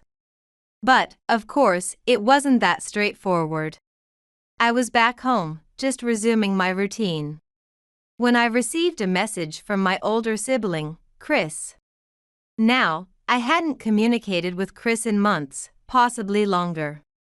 Chris was the one sibling I thought would understand me as we grew up. He wasn't as unwell as my other siblings, so I always presumed we might have had something more. But he was always too engrossed in his own life, whatever. Anyway, seeing his name pop up on my phone shocked me. His message was forthright, "Hey, we need to talk." I had no clue what he wanted. But I wasn't in the mood for more family upheaval. I responded. About what? A few minutes later, he calls me. I contemplated whether to answer. But curiosity got the better of me, so I pick up the phone. And before I can utter a word, Chris dives right into it. Mom and Dad have been considering making you the legal custodian for one of the others when they're gone. I swear I nearly dropped my phone. My heart was pounding, and I sat there, dumbfounded for a few seconds. Was this some sort of prank? Like, after all these years of scarcely being present in my life, they're just going to foist this burden onto me? What the hell are you referring to? I eventually managed to ask. Chris sighed as if I were the one acting ridiculous. You know how things are with Mom and Dad. They've got a lot on their plate with the other kids. And they're not going to be around indefinitely. They need to know someone's going to step up and assume responsibility when they're gone. I could feel my blood boiling. And they think that someone is me? After everything? After all the ignoring and guilt-tripping, they just assume I'm going to drop everything and take over their mess? Chris didn't seem to grasp why I was displeased. Look, I know it's a lot, but you're the only one who's genuinely stable. The rest of us, we've got our own problems. I nearly guffawed. Yeah, well, maybe you guys should have thought about that before now. I didn't even know this was a thing. They never informed me. They were going to talk with you about it, Chris said. But I figured you should know before they tried to spring it on you. I was infuriated. This wasn't just about New Year's anymore, it was bigger. They were plotting something long-term. And they hadn't contemplated contacting me until now, when it was convenient for them. They hadn't spoken to me in years, and now they expected me to take responsibility. Just, no. So, what, they've been discussing this behind my back? I queried, still trying to process it. Like, they just determined I'd take on the burden without even asking me? Yeah, pretty much. Chris concurred. They've been planning it for a while. I sat in silence for a minute, gazing at the wall and trying to take in everything. Part of me yearned to bellow at Chris, but I knew it wasn't his fault. He was just the messenger. But that didn't alter the fact that my parents were poised to screw me over big time. They weren't merely requesting a favor, they were asking me to dedicate the remainder of my life to tidying up after them. I was done being invisible, but I wasn't going to be their contingency plan now. So, what am I supposed to do? I inquired, feeling more disheartened than anything. Just jettison my entire life and relocate back home? Give up everything I've strived for? Chris didn't have a rejoinder for that. He tried to expound on how arduous things were for our parents, how they were straining to keep up with my siblings' care. But I didn't care. I had spent my whole life being relegated to the sidelines because I wasn't an issue. Now they desired to exploit me since I was the only one who had my life in order. It was unjust. I'm not doing it, I retorted, interjecting him mid-sentence. I'm not going to be their fallback. They didn't give a damn about me for the past 26 years. And they sure as hell don't get to make me accountable for everyone now. Chris remained silent for a moment, then said, I get it, I do. But you're still part of the family. Family? This term made me want to scream. Yes, I was a member of the family. But only when it was opportune for them, only when they required it. When I was younger, they didn't care if I was okay or if I needed help. But now that they were apprehensive about what the future held, I was precisely what they needed. Tell them I'm not interested, I retorted. And don't bother contacting me about this again. I hung up before Chris could reply. For a long while, I sat there, staring at the phone, trying to relax. I felt as if my entire life had been culminating in this moment. This juncture when I'd finally had enough of the guilt trips. Enough of the duplicitous messages, enough of being overlooked and then utilized. I wasn't going to be their safety net any longer. Chris and my parents didn't contact me for several days. It was almost as if they were anticipating me to awaken, to modify my stance, and to be the good offspring they had abruptly determined I should be. But I wasn't going to budge. I wasn't going to let them foist their predicaments on me simply because I was the last one standing. Then, a letter arrived in the mail. It was from my mother. She hadn't even called, she had simply dispatched a letter. As if we were residing in the 19th century or something. The letter was extensive and meandering, replete with the same guilt-tripping drivel I'd heard before. She explained how much they needed me, how arduous things were for them, and how they had no inkling what they would do if I didn't assist. The concluding part, however, bothers me a lot. My mother wrote, "We're not asking for much, Taylor. We just need to know that when we're gone, someone will step up for the family." That's when I apprehended what this was all about.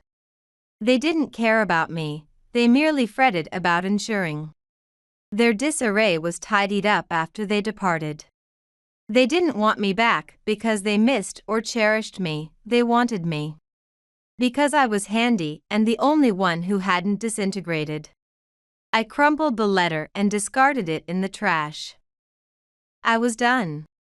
Update 1. After receiving that letter from my mother, I believed I had reached my limit.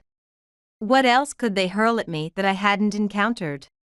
I was already weary of their guilt trips, manipulations, and efforts to hold me liable for their mess. But, of course, I was mistaken. It wasn't concluded, not even close. A week or two after I discarded the letter, I received another call. This time, it originated from a number I didn't recognize. I almost didn't answer, but something within me was inquisitive. Maybe it was Chris again or one of my parents trying a different number. After I ignored theirs. Regardless, I picked up. "Hey, Taylor, it's Jordan." Now, Jordan is one of my siblings. We were never very close. I mean, she was constantly grappling with her own issues, hospitals, therapists, everything. I felt sympathy for her growing up, but I didn't genuinely know her. We were essentially strangers residing under the same roof. So, hearing from her now, after everything, seemed peculiar. Hey, I retorted, uncertain where this was headed. "Look," she said. "I know things have been kind of tense between you and Mom and Dad. But I really need you to heed what I'm going to say." I could already feel my stomach sinking. I thought, here it comes, more guilt. More attempts to reel me back in. "What is it?" I inquired, trying to remain impassive while bracing myself for whatever was coming. She inhaled deeply and said, "They're not faring well, like, genuinely not faring well. Dad's health is declining rapidly, and they're panicking. Because no one's stepping up to assist with the others. They're frightened, Taylor. They don't know what to do." I didn't utter anything for a second. It's not that I didn't care, I did. I didn't want to see anyone agonize, including my parents. But after everything, after years of them not caring about me, I couldn't simply leap in and rectify things for them. I wasn't their adhesive. "I'm sorry to hear that," I stated, choosing my words with care. "But I can't just drop everything. I have a life, too, Jordan." She sighed, evidently exasperated. "I get that. But you're the only one who's in a position to aid. Chris is barely keeping it together. And you know what's transpiring with me and the others. There's no one else, Taylor." "That's because they disregarded this for years," I shot back, feeling my exasperation surge once more. They let this all accumulate, believing it would just dissipate. And now, because I'm the one who managed to escape and forge something of my life, it's my burden? That's not equitable, Jordan. I know it's not equitable, she resumed slowly. But this is where we are. They need assistance. And there it was again. The same old tale, the same old guilt. No matter what I did or how far I endeavored to get away from it, they always discovered a way to draw me back. I could feel the tension escalating within me, the resentment and antagonism that had been simmering for years reaching a climax. I'm not doing it, I retorted, my tone more assertive than intended. I'm not going to be the one to tidy up their mess. They didn't care about me when I was a child. And they sure as hell don't get to approach me now just because it's expedient. I've got my own life. They need to resolve this themselves. When Jordan spoke again, I could discern she was pained. I get it, Taylor, I genuinely do. But this isn't about you or me. It's about the family. It's about what's going to transpire to the others when they're gone. If we don't step up, who will? That struck me hard, not because I abruptly felt accountable, but because it reminded me of how incarcerated we all were. My parents had disregarded me for years, relegating me to the periphery. And now they were endeavoring to utilize me as an escape strategy. And what about my siblings? They were ensnared in the thick of it all, just like I was. Only they lacked the fortitude to resist. I'm sorry, I reiterated, more softly this time. But I can't. I won't. There was a protracted silence. And I could sense her letdown over the phone. But I wasn't going to yield, not this time. I couldn't. Okay, she finally said, her voice devoid of emotion. I'll apprise them. She hung up before I could utter anything further. I sat there for a while, gazing at my phone, feeling both unburdened and remorseful. I was acutely aware that I owed nothing to my parents, but it still smarted, it stung. Knowing that my family was disintegrating and that I had no control over it. Perhaps I wasn't impotent, perhaps I was no longer willing to immolate myself for them. A few days later, I received another letter from my mother. This time, things were considerably graver. She didn't even bother. With salutations, she proceeded straight to the guilt trip. She expounded on how let down she was in me, how I had betrayed the family, and how she couldn't fathom I would forsake them in their hour of need.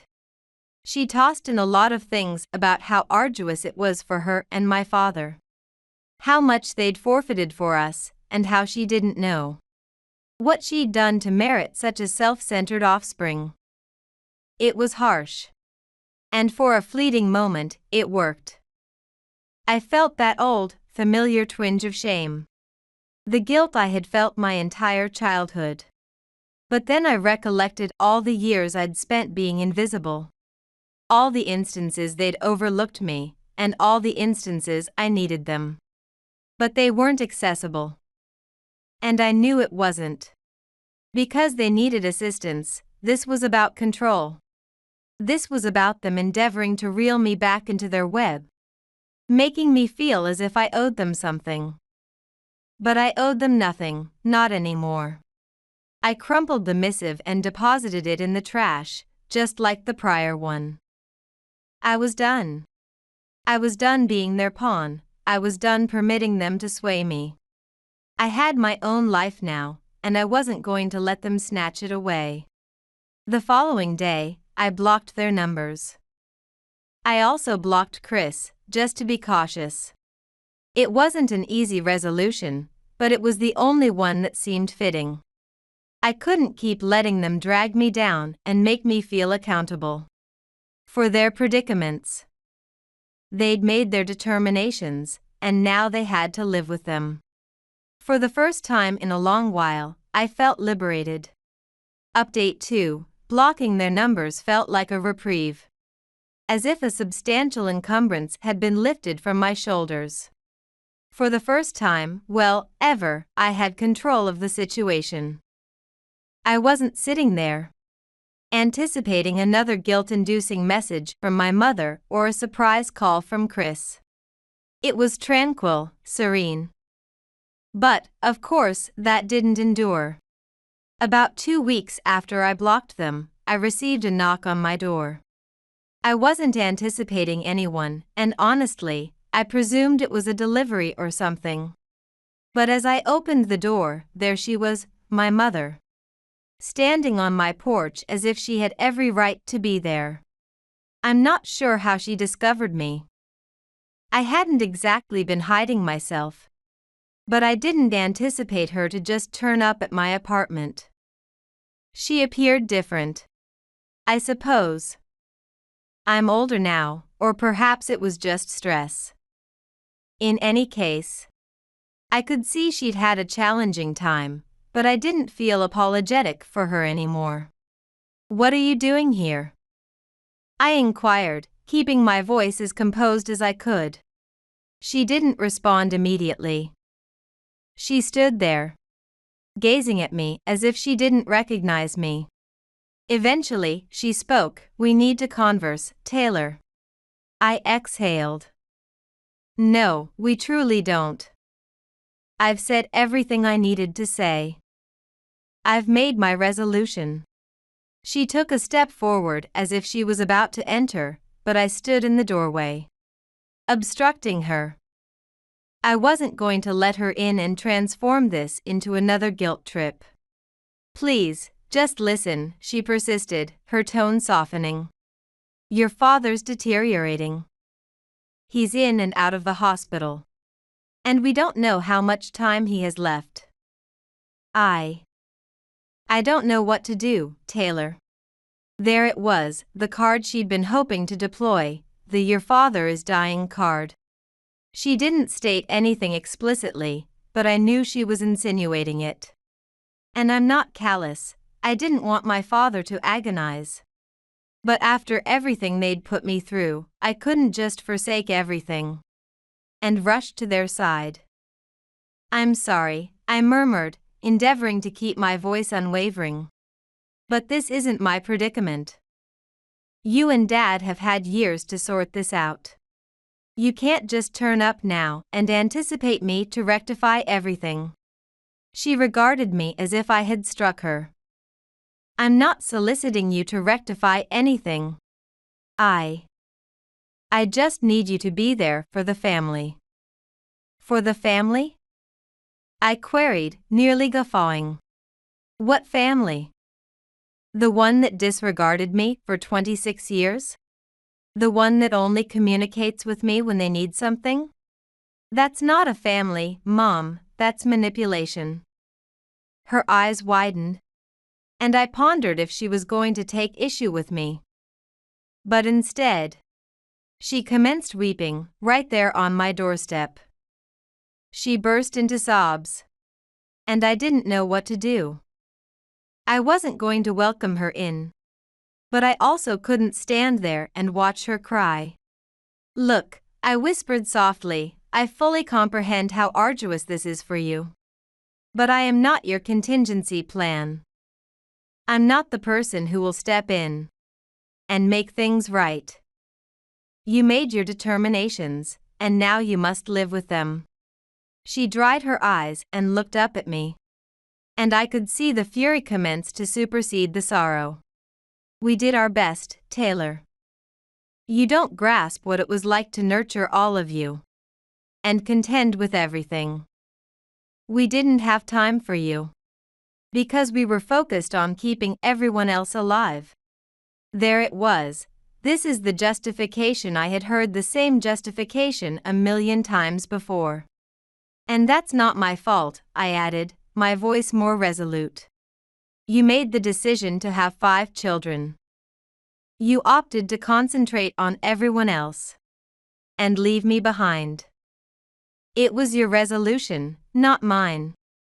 And now you're making me feel remorseful about it? I will not do that, Mom. I will not. She stood there for a long time, not uttering anything, and gazing at me as if she didn't recognize me anymore. And perhaps she didn't.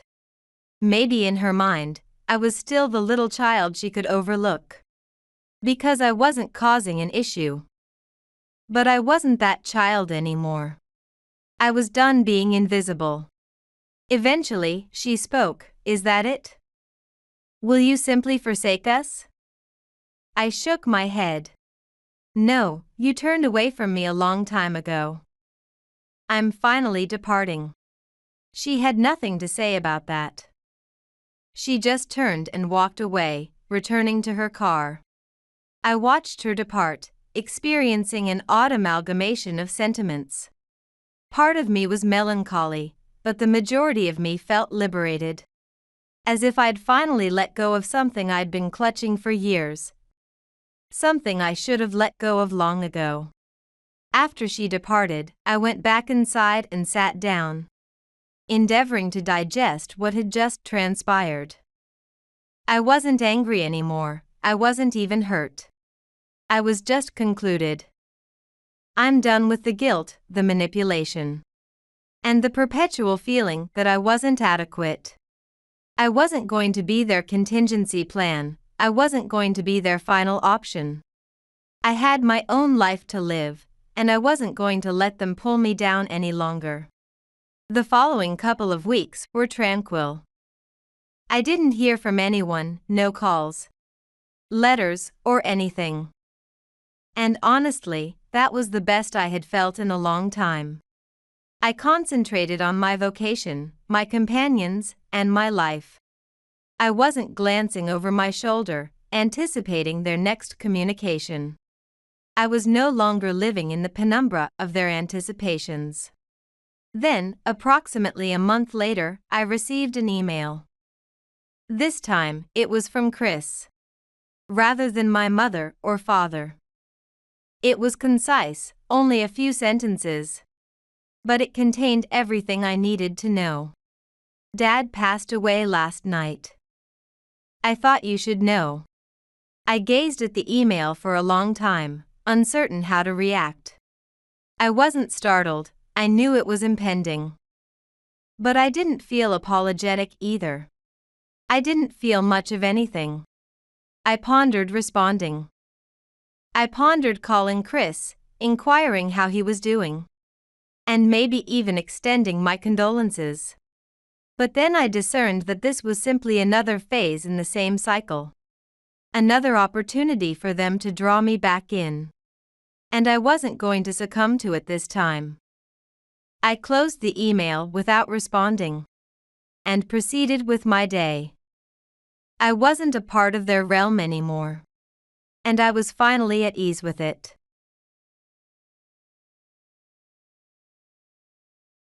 After the funeral of my father-in-law, my mother-in-law approached me with a beaming smile. Madison, everything's settled now, right? Yes. Now, we just need to hand over the empty lunchboxes to the vendor. Good. I'll handle that myself.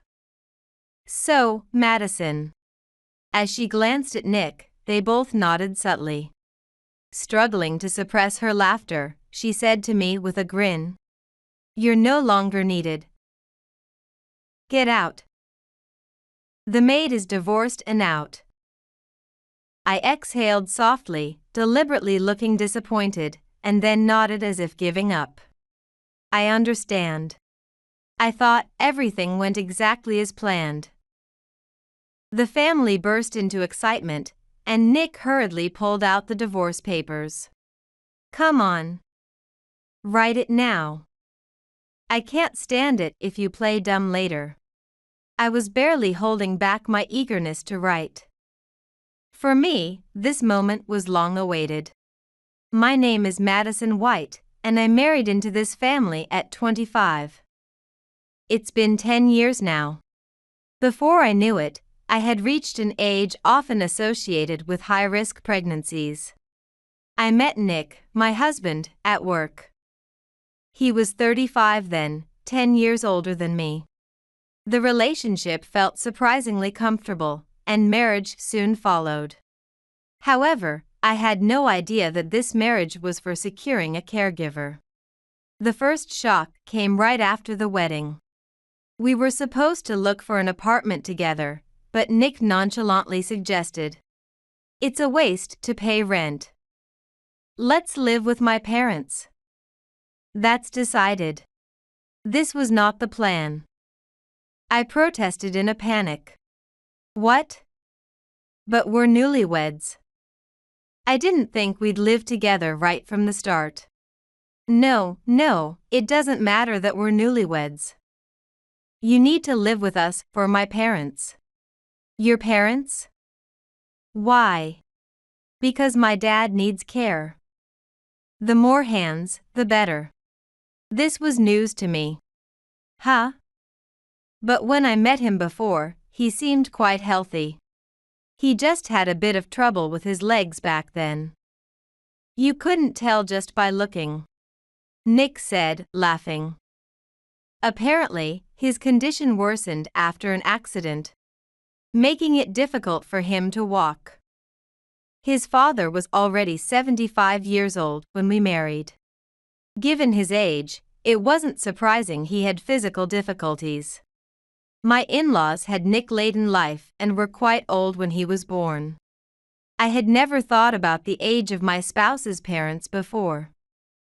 But suddenly, at 25, marrying a 35-year-old meant being thrust into caring for a 75-year-old. Maybe I should have considered their ages more carefully. And Nick added insult to injury by telling me, "That's the deal, from now on, I'll provide for our living. In return, Madison, you should quit your job soon." What? But I told you I didn't plan to quit my job after getting married. We had agreed before marriage that I would continue to work unless we had children. Did I say that? But realistically, working while caregiving is impossible, right? Sometimes you might not get to sleep at night. It's better for you to quit for your own good. From his tone, I could tell he was ready to dump everything on me. I hated it. This was not what I had been told. I wanted to call off the marriage, even if it meant getting a divorce and becoming a divorcee. True feelings bubbled up inside me, but for some reason, I couldn't say them out. I've always been a people pleaser and bad at asserting myself. Even now.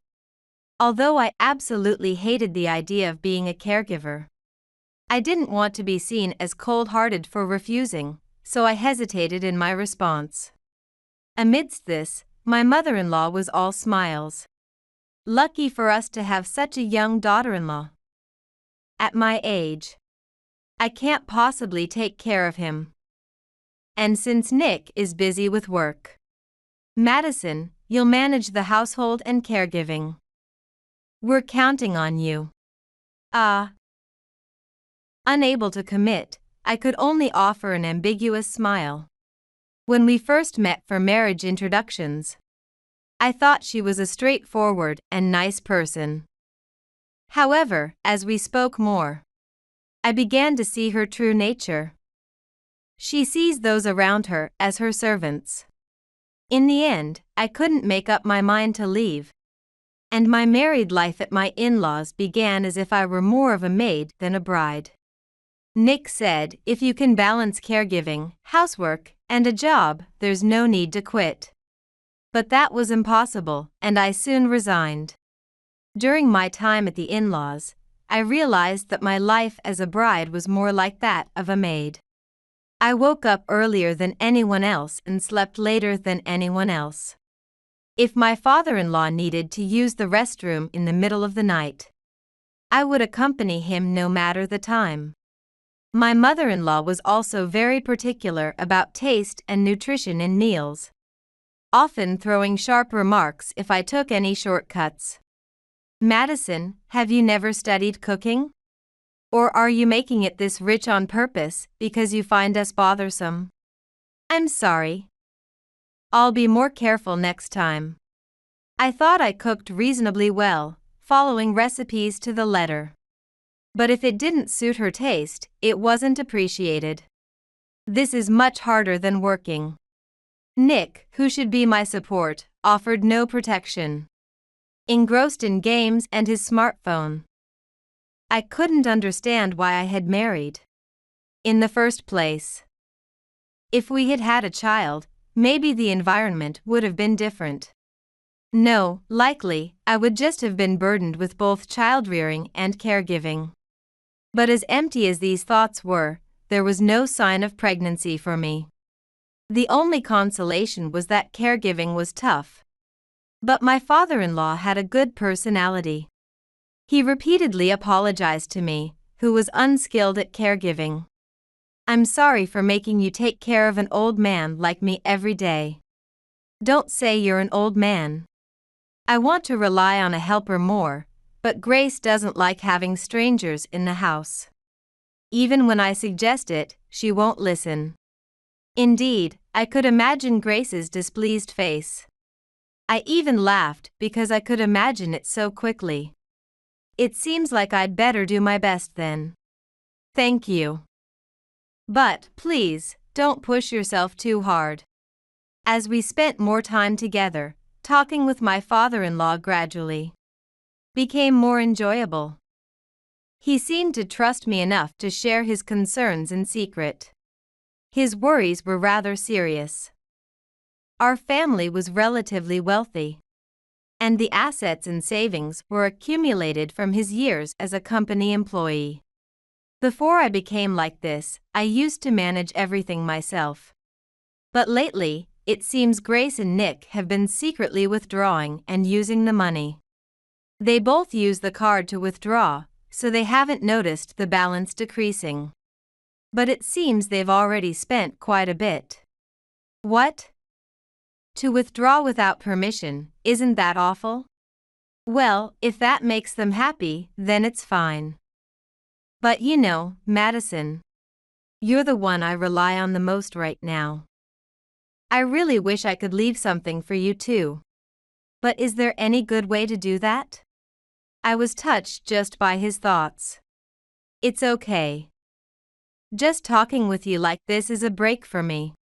I continued with this mindset, hoping to peacefully care for him until his passing. And before I knew it, 10 years had flown by. However, time can be cruel. My father-in-law, who was once so gentle and lucid, developed dementia. At first, it was just minor forgetfulness. But it soon escalated to confusion, and his temper worsened. Did you steal it? Give it back now. Otherwise, I'll call the police. The passbook is right here. Please, calm down. His delusions and fixations grew severe, turning him into a completely different person. It's the illness, I would tell myself, but it was still incredibly painful. As memories of his gentler days flickered in my mind. Moreover, he began to scream in the middle of the night. Don't let him make such loud and savage noises. The neighbors will give us dirty looks. Stay up and keep watch. Grace would frantically blame me. That's impossible. I'm already getting up frequently to attend to him. I can't prevent these incidents in advance. You could gag him or find some way to handle it. Just do something. That's absurd. Keeping watch or being vigilant was not a solution. Gagging him was out of the question. Regardless, I stayed up every night to monitor my father-in-law's condition. Father, please calm down. It's okay. There was no thief. I've checked. Shut up. How can I trust what you say? Let go. Don't touch me. I'll call the police. He constantly threatened to call the police. I had no choice but to try to soothe him. 5 years had passed since his dementia worsened. Both the facility and hospital were rejected by Grace, so home care continued. I was utterly exhausted. Of course, the problem wasn't just with my father-in-law. Grace remained as selfish as ever, and so was Nick. Sadly, humans are adaptable. And I gradually got used to the situation. It's not that I was okay with being treated any way they wanted, but letting things slide. And merely agreeing without holding any hope made things slightly more bearable. That was true for Grace's hysterics, snide remarks, and nagging as well. After enduring for so many years, I no longer panicked or tensed up at minor issues. Madison. The cleaning in the bathroom and toilet was sloppy. Especially the toilet. Since guests might use it. You need to do it properly. Grace would say this with a sigh. I used to rush to apologize in the past. But now I just dealt with it calmly. Understood. I'll take care of it when I'm free. When you're free. What kind of lazy excuse is that? Do it now. Understood. Nick would look at me with utter disgust. You always look so dissatisfied, it's irritating. You're gloomy, and somehow you make the whole house feel darker. Despite this, he didn't propose divorce because he knew they'd be in trouble without me. They couldn't handle both the household chores and caring for my father-in-law on their own. I didn't want to stir up unnecessary trouble. After all, I had promised myself and my father-in-law that I would see it through to the end. Then I would leave this house as soon as possible. It's unlikely that Grace and Nick would try to stop me. Once my father-in-law passed away, I was expected to be dismissed. They preferred someone like the old me, who would panic, try to please, and obediently follow along. Someone like me now, who doesn't react and just deals with things indifferently. Wouldn't be entertaining for them to torment. Being calm in the face of their nastiness was probably the least amusing thing for them. I don't regret the marriage I chose, but sometimes when I think of my parents, my heart feels tight. They wouldn't have imagined that their daughter, who married to find happiness, would be treated this way. After the wedding, I hardly ever went back to my parents' house. I couldn't leave my father-in-law behind. Since my parents' house and my in-laws are separated by a bullet train ride, it's tough to visit in a day. Even if it were possible, leaving Grace and Nick alone to care for my father-in-law for almost a full day would be impossible. I'll tell my parents everything once it's all over. Until then, I don't want to worry about them. You look quite tired, young lady. Are you all right? Ah, yes, I'm fine. My father-in-law often forgot about me. But when not possessed by his delusions, he was as gentle as ever. Is that so? Don't push yourself. You're a precious daughter to your parents, you know. Yes. If I told my parents about my situation, they would definitely tell me to come home. But no matter how hard it is, I can't abandon my father-in-law. I'll watch over you until the end. Thank you. He thanked me without understanding why, which was very much like him. But also incredibly sad. And then, that day finally arrived. My father-in-law passed away a few days after turning 90. When I went to check on him in the morning, he had passed away peacefully in his sleep.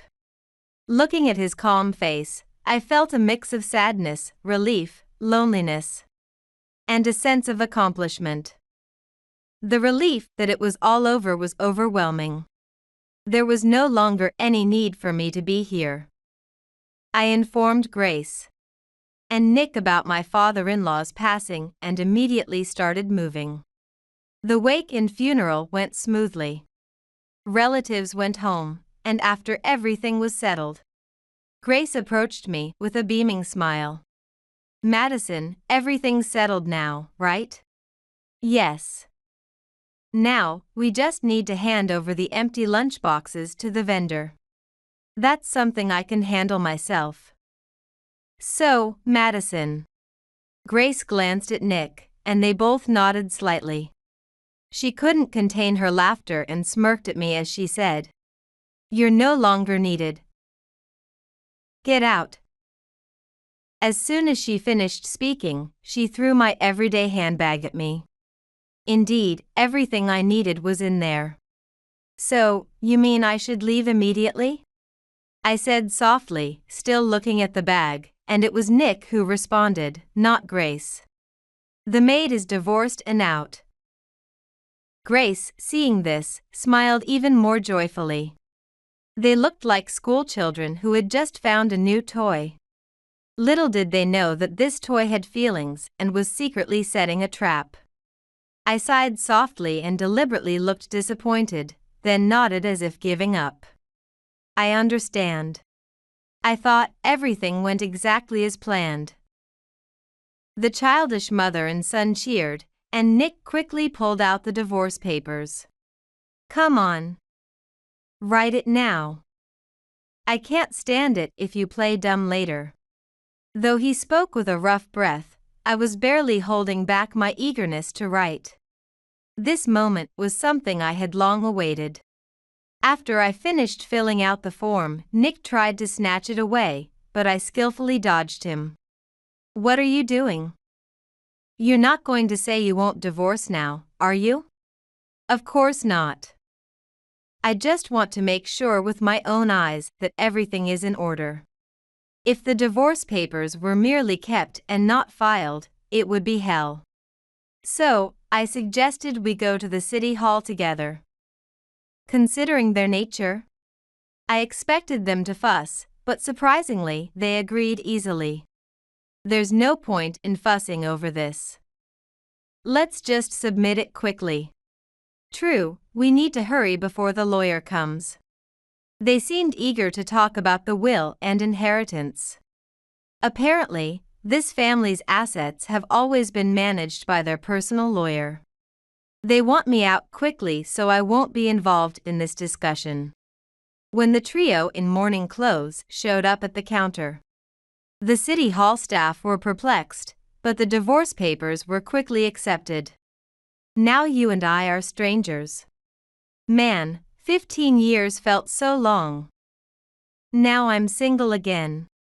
Dad's inheritance is coming in too. The future looks bright.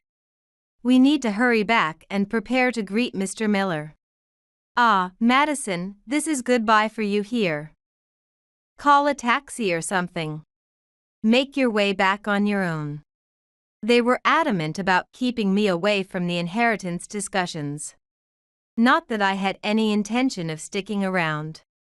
Then, I bowed my head, and when I looked up, Nick and his mother were already getting into their car. I had no regrets about parting ways with such disrespectful people. "Father, please rest in peace." I bowed slightly in the direction of my former in-laws' house. Then called my parents to report my divorce. Stepping off the bullet train and passing through the gate, I was greeted by the cheerful waving of my mother. "Congratulations on your divorce, Madison." The phrase and her expression were so mismatched it made me laugh. "Thank you." My father was waiting in the car and burst out with a vibrant "Congratulations on your divorce" as soon as he saw me. "You did well. Madison is our pride and joy. Really, it's good you came back. It's great you weren't tied down." My parents continued to praise me endlessly. I couldn't tell them everything about my marriage, but perhaps they sensed something was wrong. They encouraged their 42-year-old daughter, who had just returned home after a divorce, as much as they could. The warmth and concern of my parents relieved me. and I fell asleep during the few minutes it took to drive home from the station. At home, I was treated like a guest, given the first bath. And the table was set with all my favorite foods. Thank you, Mom and Dad. Today's pampering is just for today. That's right. Tomorrow you start job hunting. There's no meal for the unemployed. Enjoying a warm meal with my parents was delightful. It had been a long time since I had a morning without being woken up in the night. I stretched and checked my phone, which was still set to silent. I hadn't noticed, but there were numerous missed calls from Grace since early in the morning. Starting just past 5. It's fine for her to wake up early. But that's no time to call someone else. The world must revolve around her, she thinks. I can guess why she called. But there's no obligation to call her back so early. Leaving my phone on the bed, I went downstairs. My mother was already in the kitchen, preparing breakfast. Should I mention Grace's calls? As I pondered, the house phone rang. No way. It was just past 7 a.m. Even for Grace, calling her former daughter-in-law's parents at this hour would be too much. Yet, I underestimated her. My father answered the phone, his face twisting in discomfort. I couldn't hear the conversation, but it was clearly unpleasant. After about 5 minutes, he hung up. Dad, was that? He nodded slowly. Grace had started the call by yelling, I need to speak to my daughter-in-law. Get her now. My father told her. My daughter has divorced and returned home. We are no longer related. Don't call her your daughter-in-law, but Grace wouldn't listen. She was extremely aggressive. No matter how politely we spoke, it was useless. She was so persistent that I eventually hung up and unplugged the phone line. My father chuckled as he said this, reassuring yet troubled. That Grace doesn't understand our norms. Sure enough, when I checked my phone after breakfast, there were dozens more missed calls. She's desperately trying to reach us. She must have realized something. If this continues, she might just show up at our home. As I considered this, my phone rang in my hand. Better to set a time and place for a discussion than let her disturb my parents. I prepared to record the call just in case, took a deep breath, and answered the phone. You finally picked up. Seriously. After all those calls, normally you would call back. Don't you think it's rude? And calling your family home didn't help either. You and your family really need to learn some common sense. Grace's shrill voice was as grating as ever, echoing painfully not just in my ears, but deep into my head.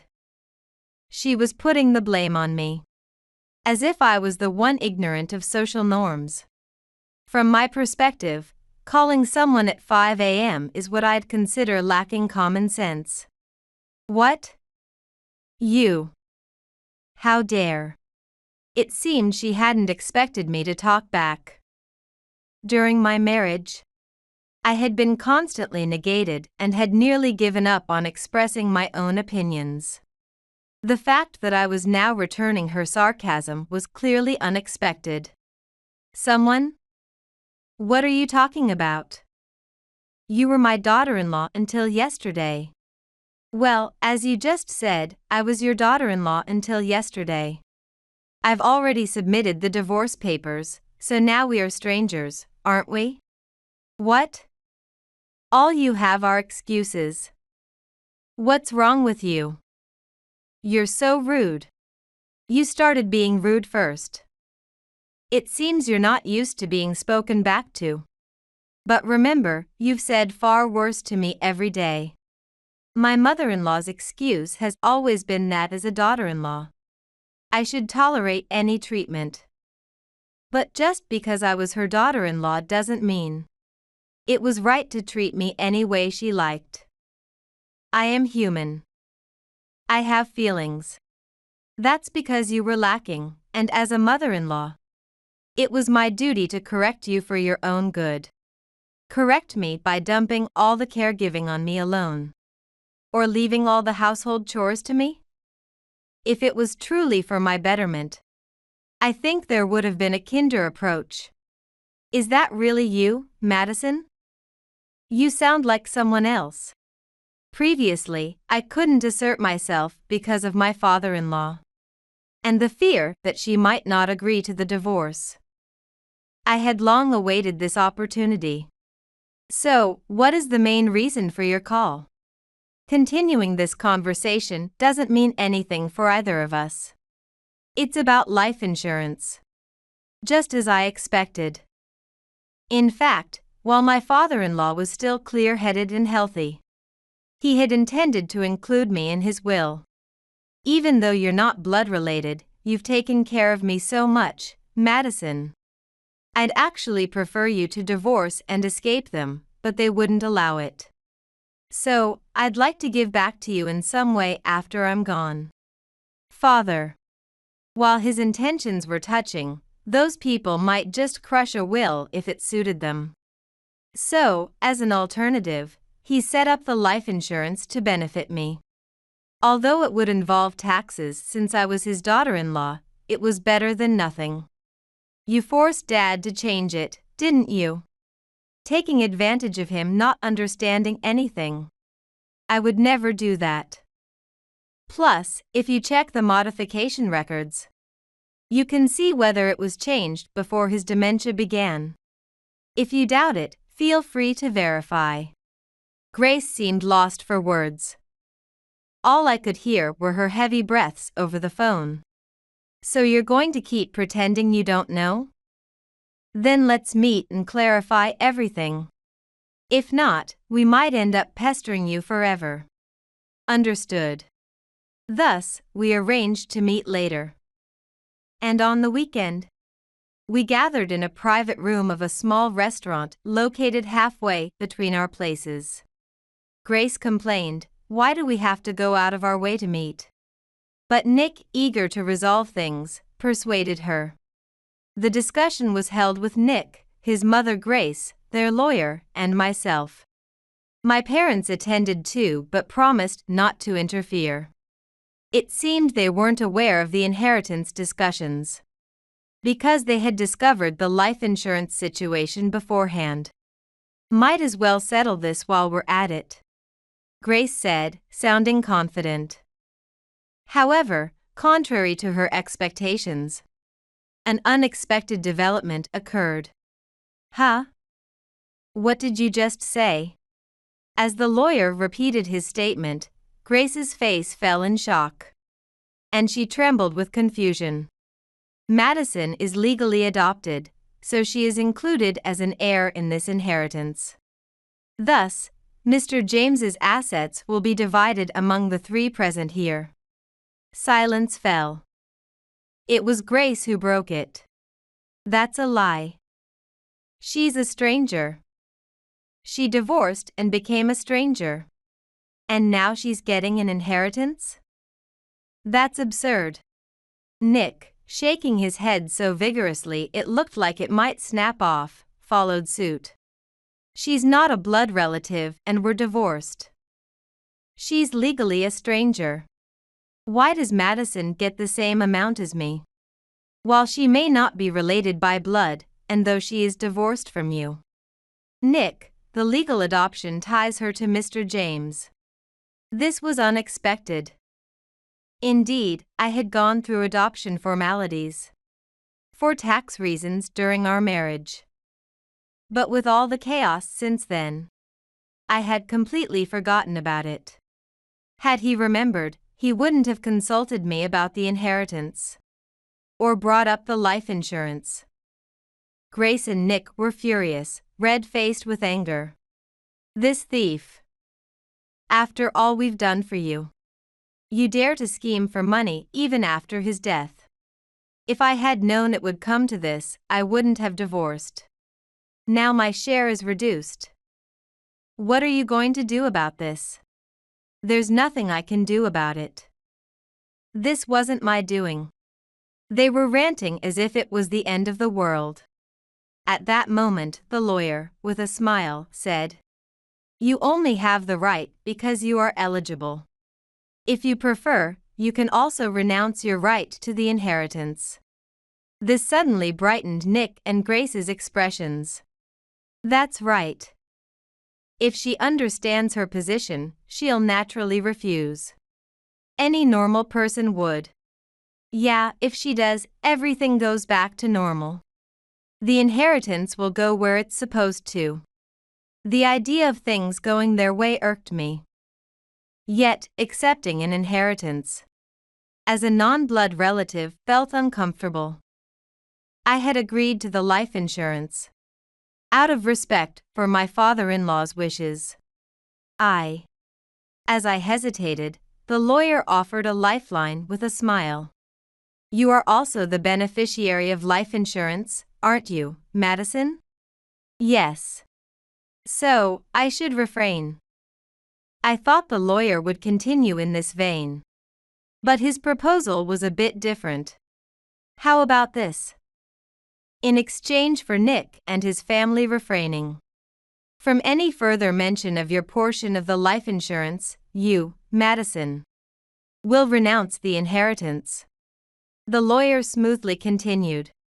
"While we're at it, considering the future, it might be wise to also dissolve the adoption. Essentially, I would relinquish my share of the inheritance and dissolve the adoption, returning to being truly unrelated. In return, I would only receive the life insurance money left to me by my father-in-law's will." "Yes, that's fine with me." Grace and Nick hesitated for a moment but agreed. "Then we will proceed with the discussions from here. Please, Madison, you may go home now. Take care." The lawyer escorted me out of the restaurant and discreetly handed me his business card. "I'll contact you later to finalize the proceedings, so please look forward to it." "Thank you, you've really saved me." Thus, my ties with the White family were completely severed. But, believe it or not, there was still more to the story. Nick and Grace had been expecting a significant inheritance from the father-in-law, but it turned out there was almost nothing left. They had been quietly spending it little by little, without realizing that each was doing the same. Moreover, expecting an inheritance, they had made debts elsewhere and spent a considerable amount, so much so that their share of the inheritance couldn't cover it. Now, Grace is juggling part-time jobs, and Nick has started working part-time at a grocery store. Unaccustomed to working, Grace gets easily upset by minor criticisms, often causing scenes and sinking into depression, her emotional state always unstable. Living with such a mother, Nick has to support her. Already exhausted from his job and the side hustle, he comes home and is bombarded with Grace's endless chatter and also has to handle all the housework, leaving him completely drained. He tried calling me in tears, but the lawyer stopped him.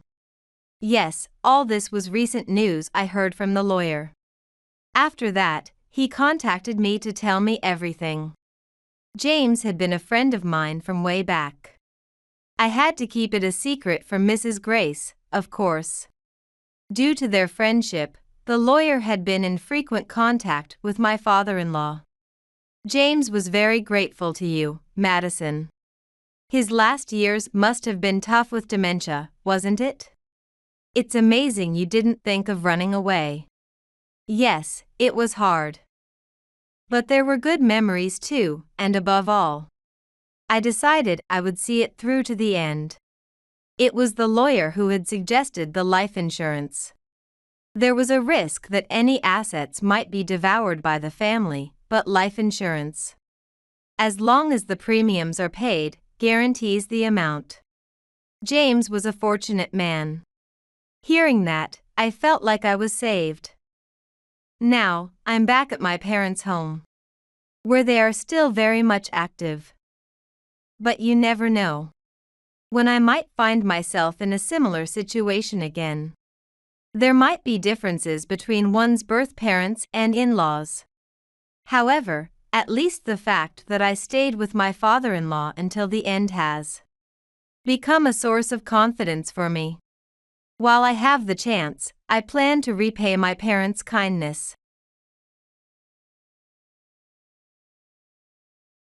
It was too sudden a statement. I got your sister pregnant. Infertile women, get out.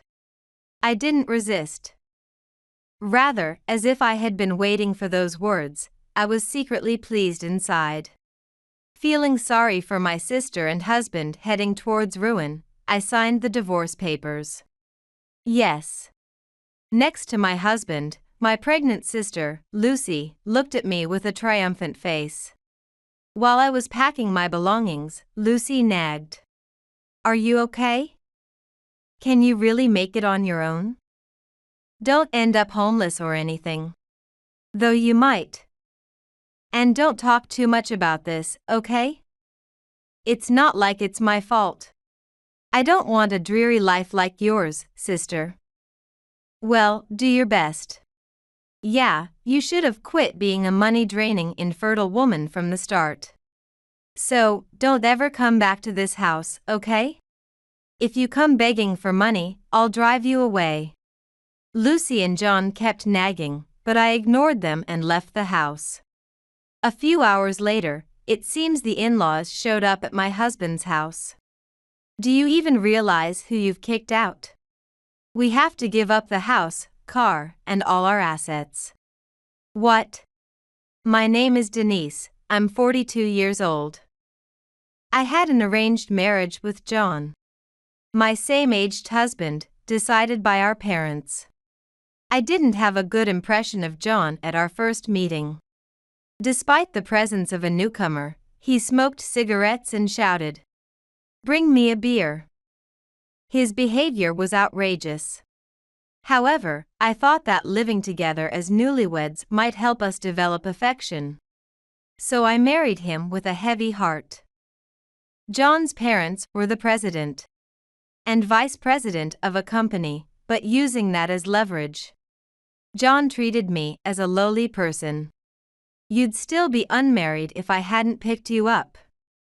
Indeed. You're terrible at housekeeping and shopping. You can't clean. You don't put effort into washing, and your cooking is half-hearted. And yet, you look at me as if I stink. A gloomy woman like you should be grateful to me. Indeed, I frowned whenever I saw John. But it was because of the smell of the cigarette smoke he exhaled. It's absurd to tell me to endure it. Occasionally, I visit my real mother, who is ill. But Lucy, who leeches off my family home, always mocks me. Even if you're going to be the wife of the next president, it's still just a small company, right? Not much to boast about, sister. You must rely on your husband because you have no brains. How pathetic. John, too, nagged me. Hey, what is this dish? I said I wanted steak, didn't I? Since you're just sleeping during the day anyway, listen to your husband's requests. You want to watch a drama? Do it right before you watch. You brainless, failed wife. John said this and threw the drink on the table at me. Still, I endured it. Whether for myself or for my parents, one day, I was summoned by John. When I went to the designated restaurant, the unpleasant Lucy was also there. John started speaking. I got your sister Lucy pregnant. Infertile woman, get out. A plain woman like you being the president's wife is pitiful for John. I really think so. And since there's already a baby in my belly, leave. John threw a paper airplane at me. When I unfolded it, it was a divorce petition. I signed it without resistance. I'll submit this divorce petition. Oh. What's this, useful at the very last moment? Government offices just waste time anyway. Well, it's still decent to take care of such troubles. But still, we're divorced now. John, now I'll be the wife of the next president, right? There's a bag I want. Please, buy it for me. Ah, can't help it. Okay, I'll buy it as a wedding gift. Yay! I then stood up from the table. The insults continued. Now, the infertile woman has finally left. What shall we name the baby boy coming? How about taking one character from my name? Let's do that, let's do that. Such an ugly and miserable woman. I should have quit her from the start. Can't even have a child, just useless. That's true, indeed. Their laughter could be heard. I left the restaurant. The next day, I really submitted the divorce papers at the city hall. I grinned to myself. I thought, with this, John and Lucy are pretty much finished. I don't care, it's what they wanted. Whatever happens, I don't care. Oh, I need to talk to Mom. I'll be living at my parents' house from now on. So I need to buy some clothes and makeup.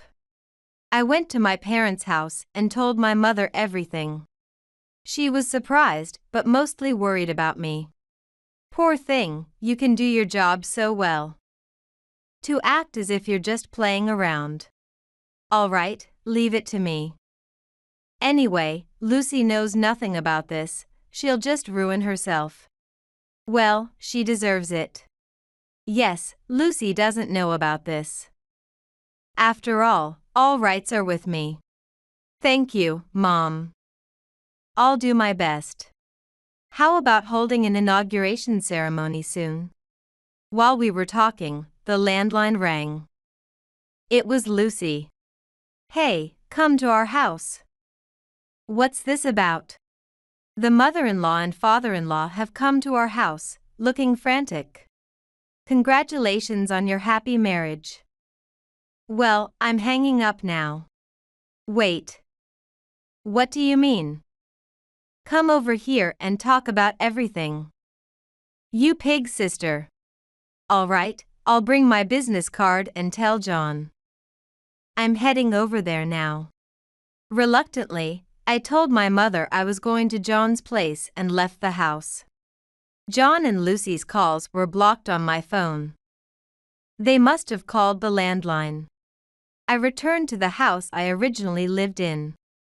I still had the keys, so I easily entered the house. Do you even realize who you've kicked out? We have to give up the house, car, and all our assets. From the living room of the house, I could hear the argument. What do you mean? She's from a poor family, isn't she? Why are you making such a big deal? She can't clean or cook. Do you really think that? She's always been helping out a fool of a son like you. You really can't judge people. Really, what am I going to do with you? Dad, why are you like this? You really don't know anything, do you? Denise's parents are remarried. And her real father, who passed away, was the president of Simpson Corporation. Our important business partner. If there's a divorce, the deals will be off. And our company will go bankrupt. This is no joke, really. What are you going to do about this? Simpson Corporation, no way. John and Lucy stood there, pale-faced. John blamed Lucy. Lucy. Why didn't you tell me? It's your sister we're talking about. I won't let you say you didn't know. I didn't know. Because my parents are remarried. How would I know about a stepfather I've never even met? I thought my sister's dad was just a company employee. Hello, mother, father. Long time no see. Denise. Oh, Denise. The voices of my sister's couple trembled. I looked at John and Lucy with a triumphant face, and then said as if teaching them a lesson. Hello, I am Denise, the future president of Simpson Corporation. John, oh? Didn't I mention it? Well, it was just the position of the future president. So it wasn't certain I could sit there, and besides, my half-sister Lucy is already pregnant, isn't she? Who should be hurrying to leave, I wonder? After all the harassment and emotional abuse you've done to me, I could even consult our company lawyer about it. Well, depending on your actions, we could consider terminating the deals. Oh, Denise. Why didn't you tell me such important things? Why was I the only one not informed? Why? It was our mother's decision. We couldn't predict what greedy Lucy would do if she knew. I was going to be the president of Simpson Corporation. We kept it quiet so Lucy couldn't act as she pleased. Well, it seems our mother thought I was the right person to protect Simpson Corporation. Oh, mother and father, can't call you that anymore, can I? I've successfully filed the divorce papers. And John's behavior has been like that of a childish child. If I made the seasoning strong, he'd want it light. If it was light, he'd want it strong. He even splashed iced tea from the table on me. No matter how much I cleaned, it never seemed to please him. And he wouldn't do it himself but was quick to point out faults. I didn't know what to do. The in-laws glared sharply at John. Indeed, Lucy can't do cleaning, laundry, or cooking any better than me. Mostly just lying on the sofa playing smartphone games? And yet, being pregnant is the one thing she's managed to do right. How convenient. Denise, it's not true. John came on to me, and I didn't mean to go against you, really. So please, don't sue me for compensation. Compensation claim, right, that would be tough for you. But thanks for the great idea. Lucy, since you were little, you've been good at stealing my things, right? Dolls? Crayons? You even stole money from my wallet. And now, to top it all off, you've stolen my husband. Mom was very angry. You don't have a home to return to anymore, do you? I continued to blame them harshly. As the future president of Simpson Corporation, I must fulfill my duties. I think it's better to clear out the pus, but what do you think? Hey, Denise. John interjected. You're not going to cancel the business dealings with our company, right? Right? We're still married, right? And you wouldn't be so spiteful, would you? Please. John pleaded with a trembling voice. But I firmly told him. We're not married anymore, are we? That divorce petition was just a whim. I wasn't serious. So I want you to remarry me. I won't say anything childish or mean anymore. Don't you think we were good together? After you've thrown iced tea at me in a glass? You say we're good together? I've become a bit smarter, haven't I, John? John looked stunned, like a deer in the headlights. Don't say such things. You said infertile women, get out, didn't you? Isn't that a bit too much to be a lie? I deliberately revealed John's misdeeds in front of his parents. That's not true. I didn't mean infertile woman. So you married my sister then? Well, be happy. I need to talk about the future with your father. What are you planning to say? Denise. Then, Lucy clung to my feet. I'm sorry, I've been too selfish until now. But I've reflected on it. So, please don't do anything that would disadvantage us. Please. There's a child involved now, and it's going to cost a lot of money and effort. Please understand, please. Wasn't it normal for you to take things from others? You slept with my husband. And you want forgiveness? There's no such sweet deal, is there? Which do you think is being too sweet? Oh, and Mom said never to come back. Lucky you, maybe your in-laws will welcome you? Congratulations on your marriage to John. I mustn't forget to bless the child in your belly with some kind of revenge. John and Lucy looked bewildered. Mother, Father, shall we discuss the future dealings? Depending on how it goes. Please allow me to sue John and Lucy for compensation. Is that okay? Of course. This way for the discussion. While my father-in-law prepared the seat for the discussion, my mother-in-law thoroughly scolded John and Lucy. You guys. Are you trying to leave our employees stranded? We may be a small company, but we're trying our best. We can't set this precedent. John, you're off the list of potential presidents. Mom, that's. And I won't acknowledge a child born to Lucy as our grandchild. Mother, that's. Meanwhile, my discussion with my father-in-law began with his apology. I'm terribly sorry for the disgraceful behavior of my disciple. Regarding our future dealings with your company. Please, anything but stopping the dealings. I'll make them do anything, just please don't stop the dealings. Essentially, they were offering John and Lucy in exchange for not stopping the dealings. Naturally, without Simpson Corporation's business, John's family company might go under. I smiled reassuringly. It's okay, let's continue our dealings as before. Thank you. Really, thank you. Please give them the most luxurious bottom-tier lifestyle possible. Yes, understood. I emphatically told my father-in-law to ensure they lived a harsh life.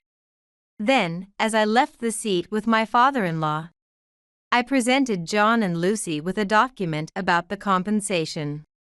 I've asked our lawyer to handle this, here's the compensation.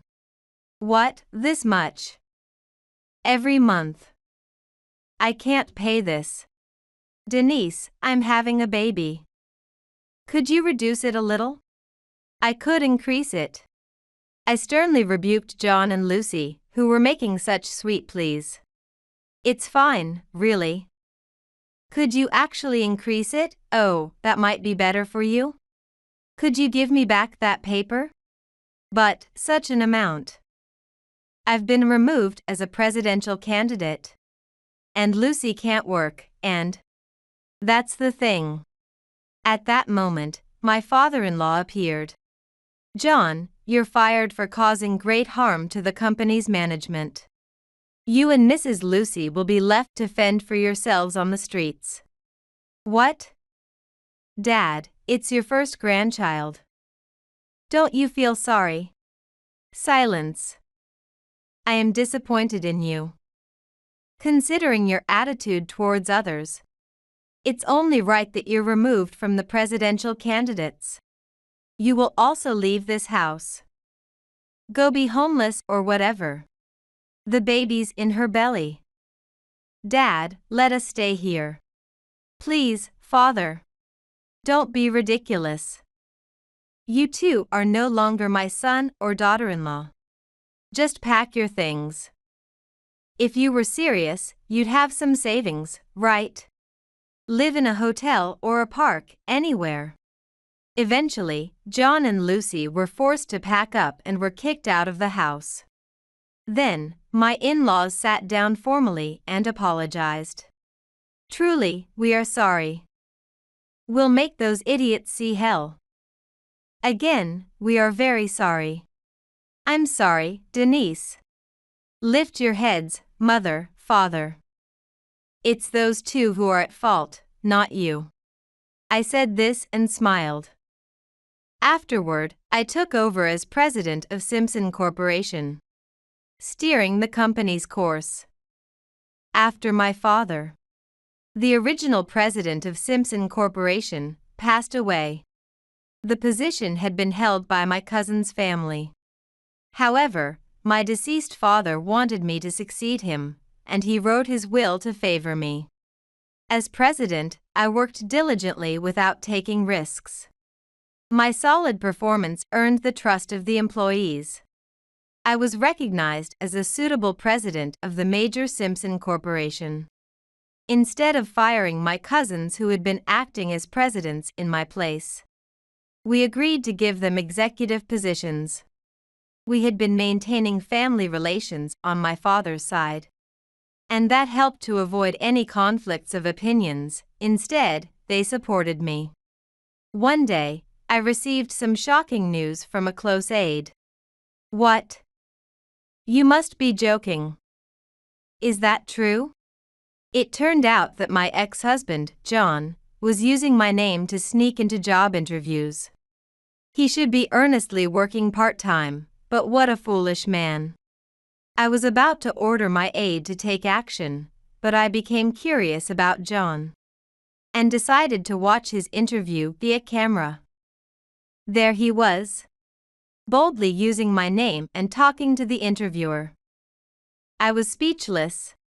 He was even pretending to be my relative. I had already cut ties with such a person. I instructed my aide.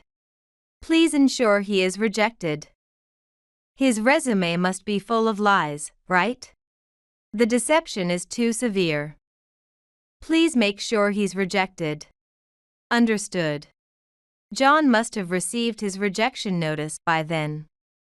After finishing my work, I was about to get into my luxury car when I heard my bodyguards arguing. What? What's going on? Denise. Please, let me work at the company. There was John, wailing and scuffling with my bodyguards. I spoke firmly. You have your own company, don't you? Don't try to sneak into someone else's company.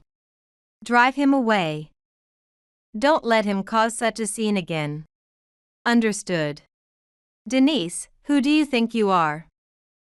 I supported you, and you can't do the same for me. You shameless woman. The worst woman. I received these insults as I got into my luxury car and drove back to my upscale residential home. My home, always clean, is tended by 3 servants. I could clean myself, but I'm usually too busy with work. Soon, I'll have an arranged marriage meeting with a man from a wealthy family. Exactly like something out of a painting. Then, the next day, an incident occurred at my home. I rushed downstairs after hearing a servant scream. What happened? I'm sorry, a rock was thrown and broke the window glass. Are you okay? Any injuries? Madam, please don't come closer. There might be invisible glass shards. I'll clean this up. I left the cleanup to the servant and arranged for the glass repair before driving away in my luxury car. The culprits were 2 people. But I wondered how John and Lucy were doing at that moment. I wasn't worried, and the compensation was being paid monthly. But I still had a bad feeling. I took some time to consult with the police. Following the police's advice, I installed security cameras. As expected, the culprit turned out to be Lucy. Moreover, she had thrown rocks into my house several times during the day while I was away. I thought, what kind of person is she? Does she hate her own misfortune that much? It's because she stole someone else's husband in the first place. Later, Lucy was caught. She was arrested red-handed while trying to throw rocks. What? Why does she get to live a rich life, and I have to live in poverty? I deserve to live in this house too. Denise. Say something. You can hear me, can't you? Lucy, stop it. You no longer understand the difference between right and wrong. You're the worst. What? What have I done? I want to live in this house too. Please, Denise. Denise. Lucy was disgracefully shouting as she was put into the police car. The boy Lucy had left alone at home was also safely rescued. Lucy had neglected the boy, leaving him alone while she went to work or shopped. It was a clear case of neglect. The boy was not taken into our care but was placed in an infant home. It was better that way than me taking care of him. Lucy was later sentenced to actual prison time, with no leniency due to the severity of her crimes. She would be behind bars for several years. I thought the ordeal was over, but it wasn't. I caught wind of John spreading rumors about me. I had my aide investigate. It turned out that John was rallying homeless people by badmouthing me, acting like a lord of his own realm. As a result, my aides faced obstruction from the homeless and couldn't get close to John. So, I'll go there myself. Can you adjust my schedule? I thought, one thing after another. But then, who is paying John and Lucy's compensation? A few days later, I drove to where John was. A scandal involving the president could jeopardize the company's operations. The problem must be eradicated. I stepped out of my luxury car and, just to be safe, approached the group of homeless people with my aides in tow. John, you're here, aren't you? Where? I want to talk. Shut up, wicked lady. One of the homeless, clearly brainwashed by John, shouted at me. Despite the insults, I waited for John. When he appeared, he was a man reeking and covered in a scruffy beard. It's your fault I'm homeless. I was a candidate for president, and this woman took it from me. Everyone, what do you think? Boos came from the homeless crowd. Seeing their approach, I took out my voice recorder. Everyone, please listen. This is the real John. What? What are you talking about? I played the voice recorder. I never want to be homeless. Those guys are the scum of society. The government should just erase their existence. I'd hate to be homeless. Those people aren't human. They're barbaric, filthy, the worst. John's voice, mocking the homeless, played from the recorder. Hearing this, the homeless people's attitudes changed. Hey! What do you mean by that? You think we're not human? You thought we were the worst kind of people. Surrounded by the homeless, John no longer had any allies among them. I thought, foolish, he'll likely be driven out of here next. But it's all his own doing. His just deserts. But who is paying the compensation? Suddenly, John scrambled toward me. Please, help me. You brought this on yourself. I won't badmouth you anymore. Take me with you. Who is paying the compensation? Tell me. My parents are covering it for me. I don't have any earnings. Right, you've been disowned by the homeless, and Lucy's been arrested. Apologies won't help now. Please, I can't stand it here anymore. I just want a bath. I walked away. Looking back, I saw John being kicked by the homeless. Feeling somewhat responsible to my former in-laws, I went to see them. We didn't want to spoil him, but it was clear he would fall behind on the payments. So we've been covering the compensation. My former father-in-law admitted it easily. I continued. That's not helping him. Please make John pay for it himself. But we can't put him back in the sales department after firing him. Then let him work in sanitation or waste collection. If we leave him like this, John will end his life as a homeless man without any reflection. I can't accept that. Understood. Later, I heard rumors that John was taken back by his parents and now works cleaning and serving at a casino. The salary isn't bad, but most of it goes to paying the compensation. That's fine by me. It's foolish to end revenge with a moment of suffering. He needs to atone for his entire life. This is right. Yet, John continues to cause trouble. I heard he was kicked out of the casino for complaining about being underpaid. Supermarkets, grocery stores, restaurants, gas stations, nothing works out for him. I was even irritated by John's lack of perseverance. One day, while watching the news at home, I heard a familiar name. John had turned to crime. I thought, what a fool. He had a job but quit on his own whim. And this is what happens. I can't stand to watch this anymore. I turned off the TV. I focused all my efforts on running my company. I wanted to forget about John and Lucy. The company grew gradually, now even having overseas branches. I allowed parental leave and bringing children to work at the company. This greatly improved efficiency. Excellent employees who couldn't come to work due to having children could now do so. And they maintained their skills by actively engaging in discussions and knowledge exchanges remotely. The company became well known, and Simpson Corporation was featured on TV. The employees praised the work environment, and I described them as family-like. Every year, I listened to the employees' wishes and allowed rural relocations, making the company famous for valuing its staff.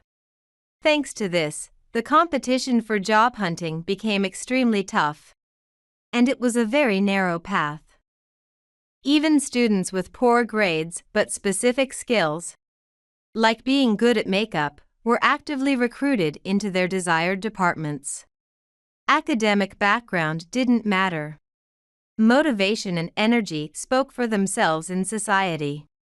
I incorporated my former father-in-law's company under our umbrella, drawing on his experience as well. I was still learning, so I also sought the advice of elders, adapting modern practices while incorporating traditional aspects when beneficial. That was my way. Of course, as more staff followed me, I listened to their words and avoided autocracy. Later, I had an arranged marriage with a wealthy man. Initially, he seemed stiff. But when I found out we both enjoyed the same manga, we warmed up to each other. John was foolish. He thought I was just a woman from a poor family. But a woman from such a background wouldn't be able to arrange a marriage with a prospective president. It had to be a match of equal standing, something John never understood. It was pitiful. My husband and I, considering my age, adopted children. Sisters who had lost their parents around the same time were welcomed into our home. Now we live happily as a family of 4. I get along well with my mother-in-law, who praises my cooking, giving me a sense of fulfillment. My husband and the sisters and I travel to England every summer. Actually, my husband was raised in a relative's home in England, so it's almost a homecoming for him. The girls say, "We'll speak British English and go to England in the future and enjoy learning the language." I prioritize both my private life and my business. Seeing me, the girls say, "We'll help with mom's work in the future." Our days are joyful. I value relations with relatives and, of course, family events. No matter how busy, I decide to do it myself. I never run away or make excuses. This is also why many employees follow me. My days are very happy, almost making me forget those difficult days. While John and Lucy are behind bars, I am in the midst of happiness. Thus, I found my happiness. Please take care of me from today on. Sorry, but I can't let you live here. This is my house, so follow my rules. Both Ashley and Ryan do whatever they like, and it's really troubling. This house was handed down to me by my parents, though. I'm the one paying the rent. Normally, the person who pays the rent should have more rights. My husband shrugged as he said this. I sighed and told him the truth. You haven't paid any rent. My name is Nicole, a 32-year-old office worker. I've been married to Ryan for 3 years. We met through a friend 5 years ago and started dating soon after. Ryan is a bit forceful, but he always took the lead on our dates, which I thought was very manly. I had always dated more passive men before him, so Ryan's type was refreshing. After 2 years of dating, he proposed, and we got married. Married life has been really fun every day, and I'm glad I got married. Of course, we fight sometimes, but I think we spend a very happy time together. We both work, so we share the household chores.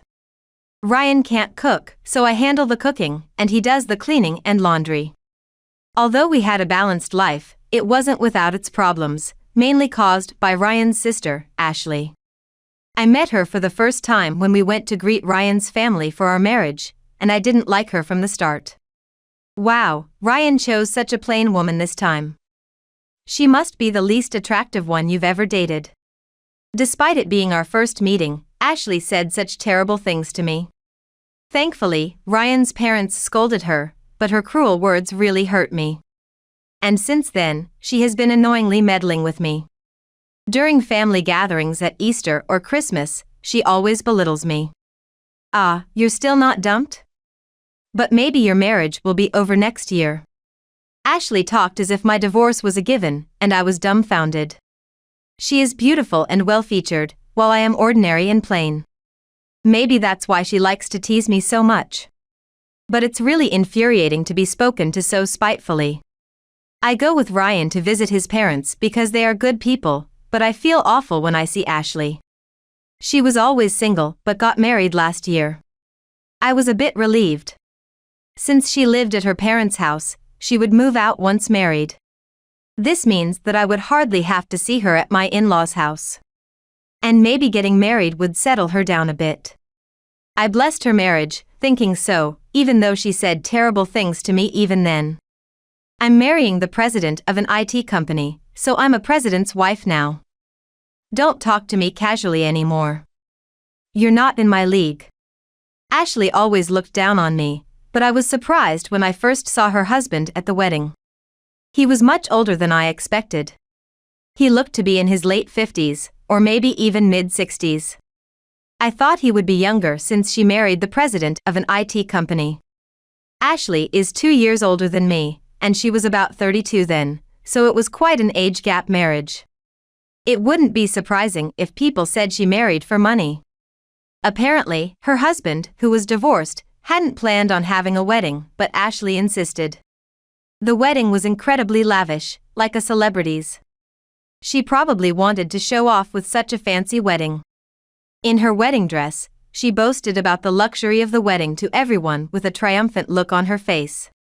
People around her said, "It's really amazing, and I'm envious of such a wedding," but once she was gone, they said. "I could never marry such an old man, and she's just a gold digger." I found it funny that people around her were so two-faced. I remembered this and laughed about it by myself several times. So when Ashley came up to me and said, "You should feel lucky to have attended such a luxurious wedding, something you'll never experience," I was so busy holding back my laughter that I hardly heard her insult. After that, Ashley immediately went on a honeymoon abroad and started her married life with her husband. Now, I could visit my in-laws without being bothered by her, which made me very happy. After that, I continued with my usual routine. I work hard at the office every day, come home and cook. Some weekends I go out with Ryan, and some weekends we rest to prepare for the work week. Some might call it plain, but I like my ordinary days.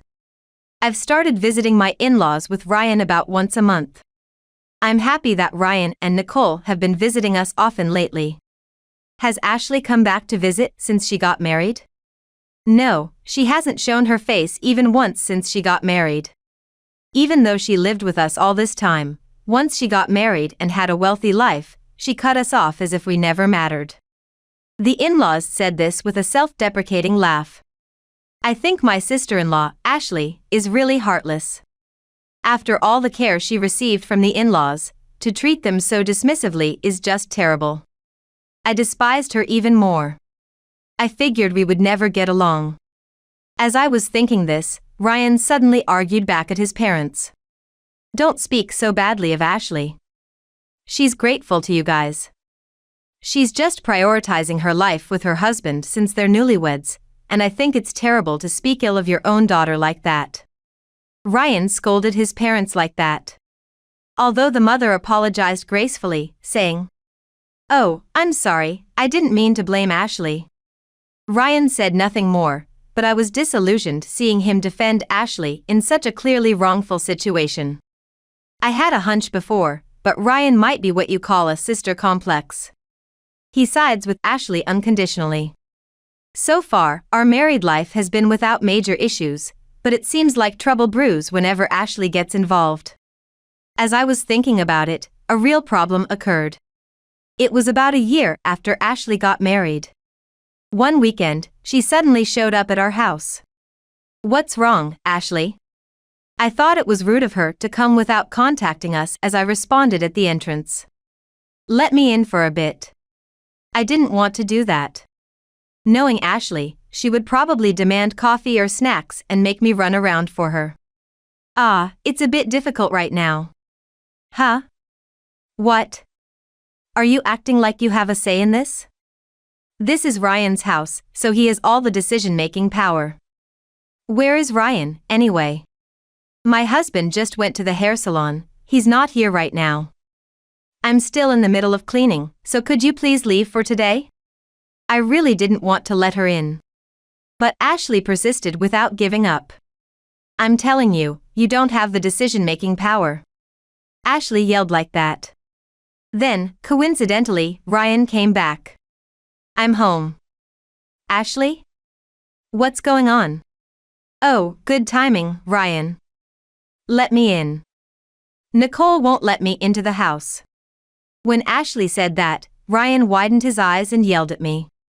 Huh? What are you doing? But, it's troublesome when you suddenly come like this. Shut up. It's the worst not to let Ashley in when she wants to come in. Whether you're troubled or not doesn't matter. Ashley, of course, you can come in. Thank you, Ryan. Saying that, Ashley strode into the house. You really don't know how to be considerate, do you? Ryan said that to me. I sighed and followed them into the living room. As expected, Ashley then said, I'm thirsty, and I want something sweet. Immediately, Ryan commanded. Hey, bring drinks and snacks for Ashley. I thought he should do it himself, but arguing would just lead to a fight and it was 2 against 1, so I had no choice but to comply.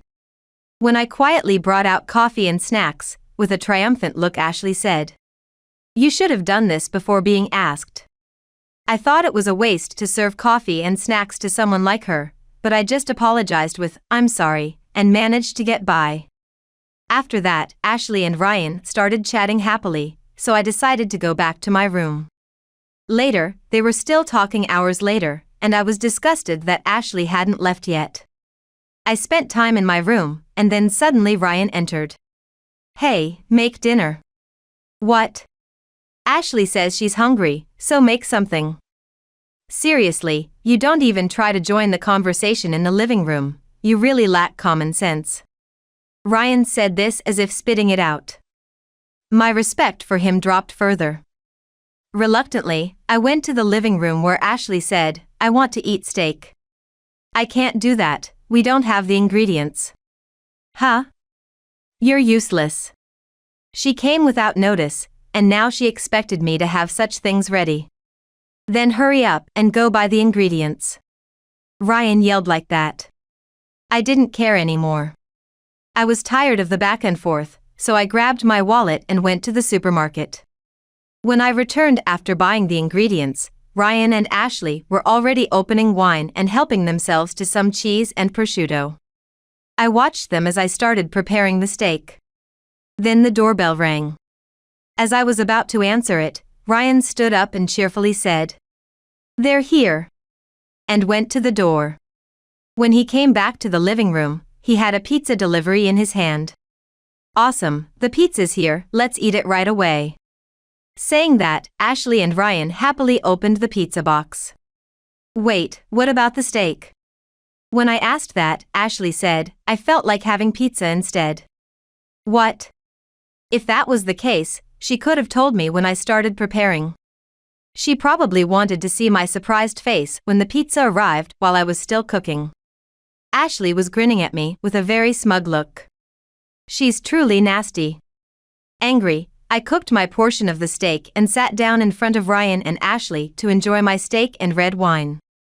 Ashley and Ryan looked at me in surprise, but then said, "You really lack cooperation," and mocked me. I really messed up marrying such a selfish woman. A drunk Ryan said that. At that moment, I thought I could no longer continue with Ryan. And in the end, Ashley didn't try to leave but stayed overnight at our house. She finally left the next afternoon, but strangely, Ashley came back again in the evening. "Why did you come back when you just left?" When I said that at the entrance, Ashley replied, "Because you don't have any decision-making power," and called for Ryan. "Ashley, you came back sooner than expected, huh?" The rest was left to the service provider. Really? Ashley and Ryan continued their conversation just between the two of them. "Wait, what are you talking about?" Feeling a bad premonition, I asked Ryan. Then, unexpectedly, he said, "From now on, Ashley will live here too." What? What is he even talking about? No, wait, Ashley is married, isn't she? Why does she need to live in this house? When I asked that, Ashley said, "I got divorced." Huh? Divorce? It's only been about a year, hasn't it? Stop nagging, it's because I got divorced. I was shocked. I couldn't believe she got divorced so quickly. Please take care of me from today on. Saying that, Ashley tried to enter the house as if it were her own. Sorry, but I can't let you live here. Ashley living here? No way, that's absolutely impossible. When I said that, Ryan exploded. Huh? What are you talking about on your own? This is my house, so follow my rules. Both Ashley and Ryan do whatever they want, and it's really troubling. Does Ryan even remember the rights to this house? This house was handed down to me by my parents, though? When I said that, Ryan looked as if to say, "So what? I'm the one paying the rent, normally the person who pays the rent should have more rights." Ryan shrugged as he said this. What makes you think you have the right to voice your opinion while you're living off the rent I pay? Ashley joined in mocking me with Ryan. I sighed and told Ryan the truth. You haven't been paying any rent. What? Ryan looked surprised. That can't be. I've been giving you $500 every month. Look, this is LA. Do you think you can live in a 3-room apartment for just $500 a month? What? Then what are you using the money I give you for? The money you give me all goes towards groceries and daily necessities. After all, this house was bought by my father and handed down to me, so there's no rent involved. I should actually be asking for more money, but since your salary is so low, I cover everything beyond food and necessities with my earnings. Please don't act as if you're the breadwinner. Ryan's face turned pale instantly. No, that can't be true. Is my salary really that low? Apparently, he hadn't realized his own income because I managed all the money. This house is in my name, and I have the right to decide what to do with it, so I can't let Ashley live here. And Ryan, I don't want to live with you anymore either. What? I want a divorce. A divorce? Why? Don't you understand? Do you realize how terribly you and your sister have treated me? There's no way I can continue married life with someone like that. So, I'm divorcing you, and you'll need to move out of this house too. Wait, you can't just spring this on me like that. Then you should have treated me better. I'm sorry, if Ashley is the problem, I'll leave her. Wait, Ryan, are you abandoning me? I've been kicked out of my home already. I have nowhere else to go. Ashley, then why don't you go back to your parents' home? I said this, and Ashley's face turned pale. No, I've been disowned by my parents. Why? They are such kind people. Well, I got divorced because I had an affair, and they were angry about it. I see, so that was it. Ashley ruined everything for herself. That can't be helped then. Huh? Then what? Why don't Ryan and you rent an apartment and live there together? But I have to pay compensation.